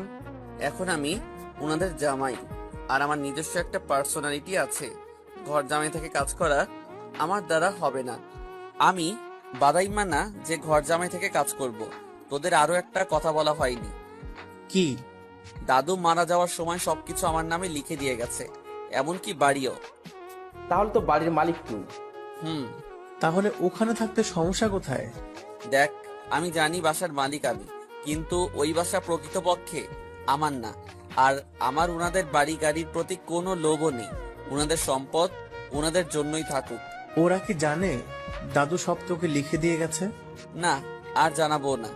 জানালে অনেক কষ্ট পাবে, হয়তো দাদুকে বদদোয়া দিবে। আমি চাই না আমার জন্য দাদুর উপর কোনো বদদোয়া যাক। যদি কখনো জেনে যায়? তোরা ছাড়া আর কেউই জানে না। আশা করি তোরা কখনো বলবি না। জানার আর কোনো চান্স নেই। ওকে এসব কথা বাদ দে, খেতে চল। তারপর খাওয়া দাওয়া করে ঘুমিয়ে গেলাম। পরের দিন উঠে প্রেমাদের বাসায় গেলাম। গিয়ে দেখি বাবা রেডি হয়ে বসে আছে। আমি যাওয়ার পর, বাবা, প্রেমা এখনো উঠে নাই? উঠেছে, ও রেডি হতে গেছে, আসো আমরা নাস্তা করে নিই। প্রেমাও আসুক। ও খেয়েছে। তারপর খেয়ে দিয়ে আমি বাইরে গাড়ির কাছে গেলাম। ওখানে ভাবতেছি এই গাড়িটাই আমার ভাগ্যের চাকা ঘুরিয়ে দিয়েছে। কিছুক্ষণ পর প্রেমা বের হয়ে আসলো, সেই বিয়ের নীল শাড়িটা পরে। আমি হা করে তাকিয়ে আছি। প্রেমা আমার মুখের সামনে এসে একটা তুলি দিল। তারপর আমি বাস্তবে ফিরে আসলাম। এভাবে তাকিয়ে থাকলে মুখে মশা মাছি ঢুকে যাবে, টেরও পাবে না। ছোটখাটো একটা লজ্জা পেলাম। তারপর বাবা আসলো, উনি পিছনে গিয়ে বসলেন, আর প্রেমা আমার সাথে। তারপর অফিসে গেলাম। বাবা সবাইকে ডেকে হলরুমে নিয়ে গেলেন। কি হতে যাচ্ছে কিছুই বুঝতেছি না। সবাই একসাথে বসলো, আমি আর প্রেমা বাবার পাশে দাঁড়িয়ে রইলাম। আপনারা জানেন আমাদের কোম্পানি কিছুদিন ধরে একটা ক্রাইসিসের মধ্যে ছিল। আল্লাহর অশেষ রহমতে আমরা সেই ক্রাইসিস থেকে উঠতে পেরেছি। আর এর পিছনে একজনের হাত রয়েছে, সে হচ্ছে আমার একমাত্র মেয়ের জামাই। এই কোম্পানির সুক্রিয়া লিডার। আমারও মোটামুটি বয়স হয়েছে। সারা জীবন বাবা এই কোম্পানির দেখাশুনো করেছে। এই অল্প কিছুদিন আমি দেখতেছি। আমি মনে করি আমার থেকে আরাফাত ভালো দেখাশোনা করতে পারবে। যদি আরাফাত কোম্পানির দায়িত্বটা নেয়, তাহলে আমি অন্তত শেষ বয়সে একটু রেস্ট নিতে পারবো। আজ থেকে এই কোম্পানির প্রধান আমি আরাফাতকে ঘোষণা করলাম। আরাফাত, তোমার কিছু বলার থাকলে বলতে পারো। আমি শুধু একটা কথাই বলবো, আজকে আমাদের সফলতার পিছনে আমি ছাড়াও অনেকের হাত রয়েছে। প্রথমত দাদু, উনি আমাকে অনুপ্রেরণা দিয়েছে, আর আমার দুই বন্ধু, যারা না থাকলে হয়তো আমরা আমাদের লক্ষ্যে পৌঁছাতে পারতাম না। ওরা 5 মাস চাকরি করে একটা টাকাও আমার থেকে নেয়নি। ধন্যবাদ ওদেরকে, ধন্যবাদ সবাইকে। আর একটা কথা, সেটা হচ্ছে আমি কোম্পানির একজন কর্মকর্তা হয়ে থাকতে চাই। আসল মালিক বাবা আর প্রেমাই থাকবে, ওরাও দেখাশোনা করবে। আমি আমার মতো করে চেষ্টা করে যাব, বাকিটা আল্লাহর হাতে। আপনারাও নিজের মতো করে কাজ করবেন। ধন্যবাদ সবাইকে। সবার সাথে হাত মিলিয়ে করে আমি আমার রুমে গেলাম। একটু পর প্রেমা আসলো। আসতে পারি স্যার? জি ম্যাম আসুন। আপনার অফিস, আপনি না আসলে কে আসবে? তারপরও আমাদের বস, আপনি অনুমতি তো নেওয়া লাগে। কিছু বলবেন? এবার বাসায় চলো, সব তো হইছে। কিছুই হয়নি, এখনো অনেক কাজ। আবার কি? আপনাকে বউ সাজিয়ে নিজের বাসায় নিয়ে যেতে হবে। আর কত বাবার বাসায় থাকবেন? কি আমি ফেনীতে চলে যাব নাকি? আমি কি একবারও বলছি সে কথা? আব্বু আম্মুকে সে কথা? আব্বু আম্মুকে ঢাকাতে নিয়ে আসবো। ও তাহলে ভালোই, সবগুলো আব্বু আম্মু একসাথে থাকবে, আমরা সবাই একসাথে থাকতে পারবো। জি না, ওনারা আলাদা বাসায় থাকবে। আপনি আপনার হাজবেন্ডের সাথে থাকবেন আর মাঝে মধ্যে বাবার বাসায় বেড়াতে যাবেন। ও তাই? হুম। এত কষ্ট করার জন্য আপনাকে তো একটা উপহার দিতে হয়। কি উপহার? তেমন কিছু তো নিয়ে আসেনি, তবে এমন একটা জিনিস দেব যেটা এর আগে কেউ আপনাকে দেয়নি, এন্ড আমিও কাউকে দেইনি। ও তাই নাকি? তো দেন দেখি আপনার সেই মহামূল্যবান উপহার। প্রেমা এদিক ওদিক তাকিয়ে আমার দিকে আসতে লাগলো। কি ব্যাপার, আপনি এত কাছে আসছেন কেন? উপহার নেবেন না? তাই বলে এত সামনে? এটা কিন্তু অফিস, কেউ দেখলে প্রবলেম হবে। প্রেমা অনবরত আসতে লাগলো আর আমি পিছে যেতে লাগলাম। May I coming sir? Prema লজ্জা পেয়ে আমাকে ছেড়ে দেয়। যাক বাবা, বাঁচা গেল। প্রেমা হাসতে হাসতে রুমের বাইরে চলে যায়। কি রে শালা, সবসময় রোমান্টিক মুডে থাকুস কেন? কই দেখলি সব সময়? যার একটা চান্স ছিল তুই এসে সব বরবাদ করে দিলি। বল কি হইছে? স্যার বলতেছে আজকে সবাই ছুটি দেওয়ার জন্য। এমনিতেই দিয়ে দেওয়ার চিন্তা মাথায় ছিল। বিকেলে এক জায়গায় যাব। কোথাও যাবি? সেটা পরে দেখবি। মামুন কই? স্যারের সাথে আছে। আচ্ছা চল। তারপর আমি আর দিনুল বাইরে গেলাম। বাবা দাঁড়িয়ে আছে, আমি ওনাকে গাড়িতে তুলে দিলাম। প্রেমা লজ্জায় লাল হয়ে আছে, আমার দিকে একবারও তাকাইনি। অফিস ছুটি দিয়ে উপরে চলে আসলাম। ফ্রেশ হয়ে খেয়ে দিয়ে বিকেলে তিনজন বের হয়ে গেলাম বাসা খুঁজতে। অনেক খোঁজাখুঁজির পরও ভালো কোনো বাসা পাচ্ছিলাম না। অবশেষে একটা পেলাম, ভাড়া বেশি, তারপরও নিয়ে নিলাম। কারণ বাসা প্রেমাদের বাসার প্রায় কাছেই। এখানে বাসা নিলে প্রেমা ইচ্ছা মতো ওর বাসায় যাওয়া আসা করতে পারবে। আর আব্বু আম্মুও যাবে, ওনারাও আসবে যাবে। মোটামুটি ভালোই হবে। আর ওনাদের যেহেতু ছেলে নেই, আমি ওনাদের দেখাশোনা করতে পারবো। 2 মাসের অগ্রিম ভাড়া দিয়ে সবকিছু ঠিকঠাক করে বাসায় চলে আসলাম। রাতের বেলা প্রেমাদের বাসায় গেলাম। হুট করেই চলে গেলাম, কোনো কল না দিয়েই। কলিং বেল দেওয়ার কিছুক্ষণ পর আম্মা এসে দরজা খুলে দিল। আমি সালাম দিয়ে ভিতরে গেলাম। দেখলাম বাবা বসে বসে টিভি দেখতেছে। আমি গিয়ে সালাম দিয়ে ওনার পাশেই বসলাম। কি ব্যাপার আরাফাত, হঠাৎ করে চলে আসলে? কোনো প্রবলেম? আপনার সাথে কিছু কথা ছিল। বলো। আমি কালকে একটু ফেনীতে যাব। কেন, কোনো সমস্যা নাকি? না সমস্যা না, বাসা নেওয়া থেকে সব ঘটনা খুলে বললাম। সে কি, ওনারা থাকতে চাইলে সারা জীবন এই বাসায় থাকবে, ভাড়া বাসার কি দরকার? আসলে আমি নিজে চাচ্ছি না ওনারা এখানে থাকুক, আলাদা বাসা নিলে ভালো হবে। আপনারাও যাবেন, ওনারাও আসবে, আন্তরিকতা আরো বাড়বে। আচ্ছা, তোমার যেটা ভালো মনে হয় খেয়ে এসো। না এখনো খাইনি। চলো একসাথে খাবো। তারপর আমি বাবা, আম্মা আর প্রেমা একসাথে খেয়ে নিলাম। প্রেমা বারবার আমার দিকে তাকাচ্ছে আর হাসছে। চুপচাপ খেয়ে নিলাম। প্রেমা আমার আগেই খেয়ে রুমে চলে গেল। আমিও কিছুক্ষণ পর রুমে গেলাম। দেখলাম সে আয়নার সামনে বসে সাজছে। বাহ, কাহিনী কি? এত রাতে সাজছে আমার জন্য নাকি? ভাবতেই তো একটা অন্যরকম ভালো লাগা কাজ করছে। আমি গিয়ে একটা কাশি দিলাম। সে আমার দিকে ফিরে তাকালো। কি ব্যাপার, হঠাৎ এত সাজুগুজু কার জন্য? আছে একজনের জন্য। আমাকে বলা যায় না? বলার কি দরকার, বুঝে নিলেই তো হয়। আচ্ছা ঠিক আছে, আপনি সাজেন, আমি চলে যাচ্ছি। কোথায় যাচ্ছ? কোথায় আবার, বাসায়, দিনুন মামুনের কাছে। আজকে রাতে থেকে গেলে হয় না?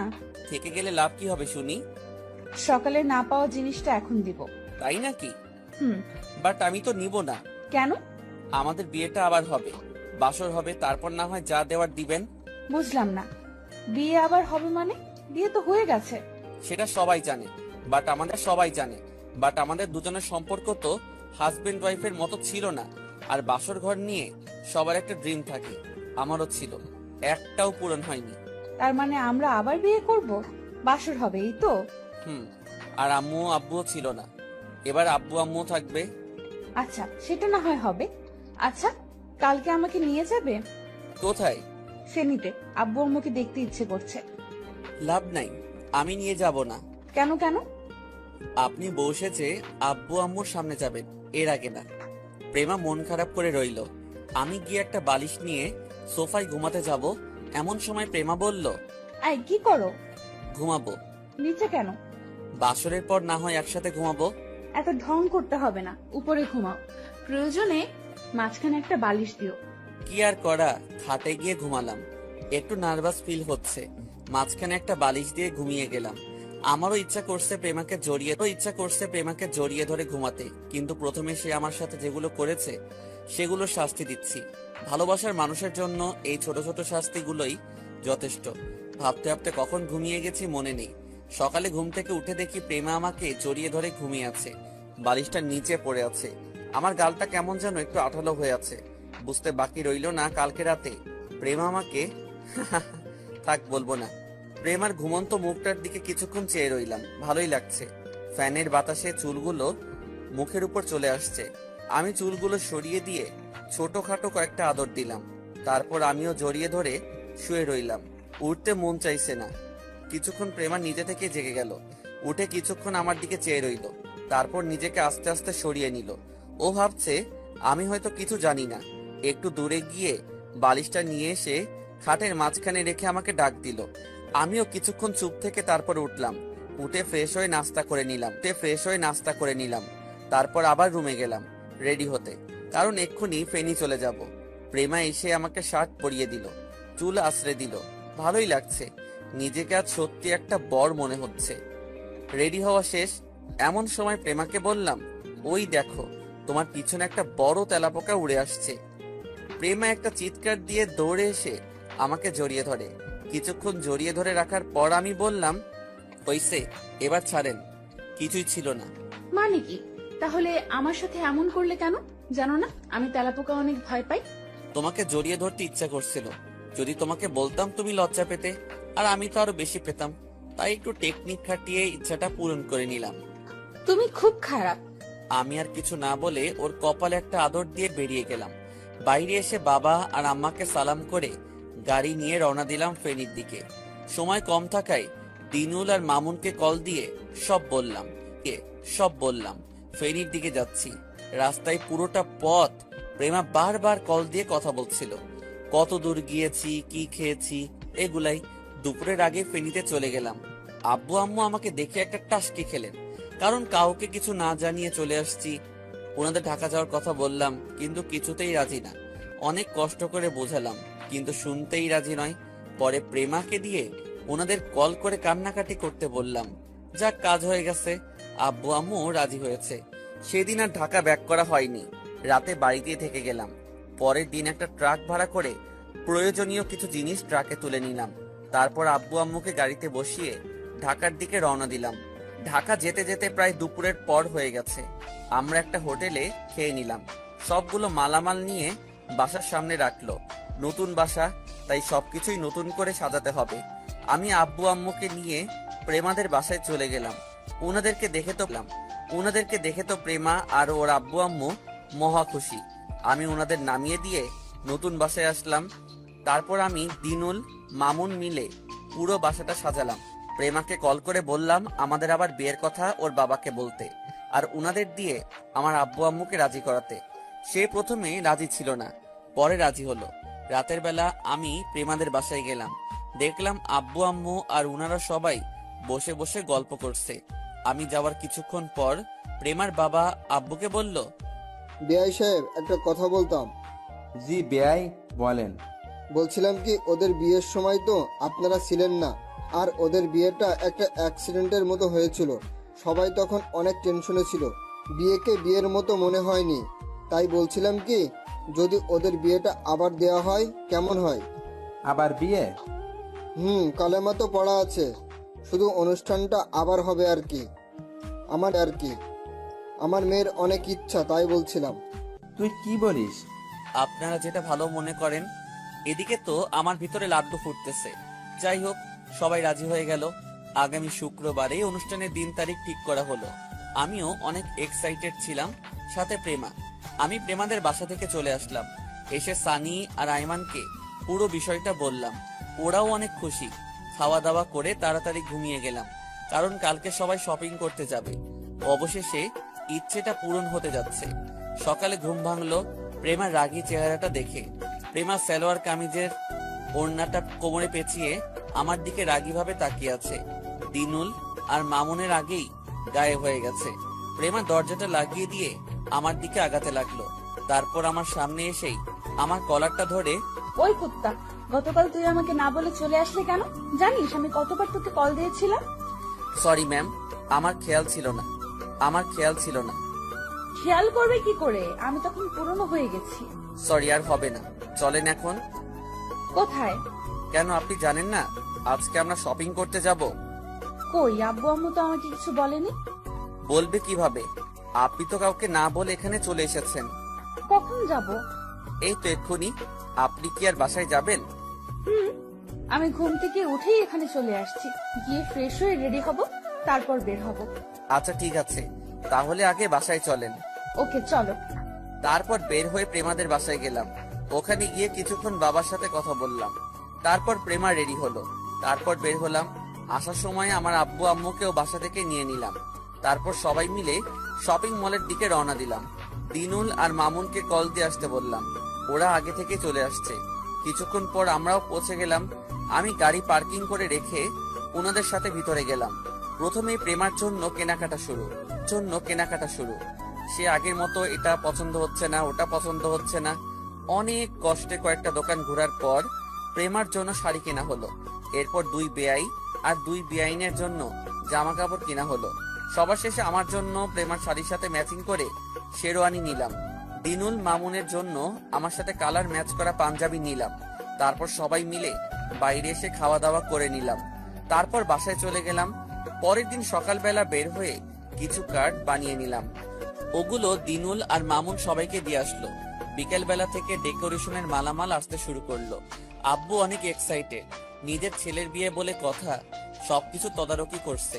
2টো বাড়ি খুব সুন্দর করে সাজানো হলো। তবে একটা প্যাঁচা লেগে গেছে। সেটা হচ্ছে বাবা মানে প্রেমার আব্বু চাইছে গায়ে হলুদের অনুষ্ঠানটা ওনাদের বাসাতেই হবে। মানে বর কনে একসাথে গায়ে হলুদ দিবে। আমার আব্বু আপত্তি জানালো। বর আর কনের তো একসাথে হলুদ হয় না। অবশেষে আব্বু রাজি হলো। প্রেমাদের বাসাতেই গায়ে হলুদের অনুষ্ঠানটা হবে। গায়ে হলুদের দিন সকাল থেকেই মেহমান আসতে শুরু করলো। সবাইকে আব্বু আম্মুর সাথে পরিচয় করিয়ে দিলাম। দিনুল মামুন অনেক ব্যস্ত, কারণ সবগুলো কাজ ওদের ঘাড়ের উপর দিয়ে দিয়েছি। গতবার যখন এইভাবে অনুষ্ঠান হয়েছিল সবকিছু আমার কাঁধেই ছিল। এবারও নাই যে তা না, তবে আগের মতো না আর কি। আজকের এই দিনে দাদু থাকলে আর কোনো কথাই ছিল না। হয়তো দাদুর থেকে বেশি খুশি আর কেউ হতো না। সন্ধ্যা থেকে 2 বাড়ি আলোয় আলোয় আলোকিত। আমি আব্বু আম্মু প্রেমাদের বাসায় চলে গেলাম, কারণ গায়ে হলুদ ওখানেই হবে। গিয়ে দেখলাম দিনুল আর মামুন প্রেমার বান্ধবীদের সাথে হাসাহাসি করতেছে। আমি ইশারায় ডাক দিলাম। কিরে, সবসময় ডাকাতে কি কেন? দেখতেছিস না একটা ইম্পর্টেন্ট মিটিং এর মধ্যে আছে? দেখতেছি কেমন ইম্পর্টেন্ট, চল কাজ আছে। আবার কি কাজ? মামুনকে নিয়ে যা, আমি যেতে পারবো না। সেও যাবে, তুইও চল। দিনুলের চেহারা পুরো কালো হয়ে গেছে। এই শালা মেয়ে দেখলে আর হুঁশ থাকে না। ওদের দুজনকে নিয়ে দাদুর কবর জিয়ারত করতে যাব, এমন সময় প্রেমা কল দিয়েছে। এই কই তুমি? এই তো এক জায়গায় যাচ্ছি। আমাদের পার্লারে দিয়ে আসতে হবে তো, এখন না গেলে অনেক দেরি হয়ে যাবে। আজব, আমি কেন দিয়ে আসবো? বর কখনো দিয়ে আসে? আগে তো তুমিই দিয়ে আসছো। আগে তো ড্রাইভার ছিলাম, এখন তো বর। আমি এত কিছু বুঝি না, আমাদের দিয়ে আসো। কি আর করা, ইচ্ছা না থাকা সত্ত্বেও ওদেরকে পার্লারে দিয়ে আসলাম। দিনুল আর মামুন যাওয়ার জন্য অনেক লাফালাফি করছে। গাড়িতে জায়গা না থাকায় ওদের যাওয়া আর হলো না। ওদের দিয়ে সে কিছু কাজ করলাম। কাজ বলতে আমি নিজেই রেডি হয়ে নিলাম, সাথে কিছু বিরিয়ানি খেলাম। সেই বিকাল থেকে কিছু খাইনি। খাওয়া দাওয়া শেষ করে অফিসের কলিগদের সাথে কথা বলছি, এমন সময় প্রেমা আবারও কল দিয়ে যেতে বলে। তারপর গিয়ে ওদেরকে নিয়ে আসলাম। আমি মনে হয় একমাত্র বর যে কিনা নিজের বউকে পার্লারে দিয়ে আসছে, আবার নিয়েও আসছে, তাও হলুদের দিন। ওদেরকে বাসায় নামিয়ে দিয়ে দিনুল মামুনকে নিয়ে দাদুর কবর জিয়ারত করতে গেলাম। যাওয়ার পর থেকে একের পর এক কল আসছে। চেক করে দেখে আব্বু আম্মু সবাইকে কল দিচ্ছে। তাড়াতাড়ি করে জিয়ারত শেষ করে বাসার দিকে গেলাম। সবাই বসে আছে হলুদের জন্য। প্রেমা আগে থেকে স্টেজে বসে আছে। আমি গিয়ে ওর পাশে বসলাম। ওই কই ছিলি? জানিস আমি কত টেনশনে ছিলাম। কেন? টেনশনের কি আছে? আমি ভাবছি তুই কোথাও চলে গেছিস। কোথায় গিয়েছিলি? দাদুর সাথে একটু কথা বলে আসলাম, না হলে আবার রাগ করবে। প্রেমা কিছুক্ষণ আমার দিকে তাকিয়ে রইল, হয়তো এমনটা হবে ভাবিনি। তারপর আমাদের হলুদ দেওয়া শুরু হলো। আব্বু আম্মু আসলো, আমাকে হলুদ দিল, সাথে প্রেমাকেও। আবার প্রেমার আব্বু আম্মু আসলো, আমাকে আর প্রেমাকে হলুদ দিল। এক ঢিলে দুই পাখি, এভাবে সবাই হলুদ দিতে আসলো।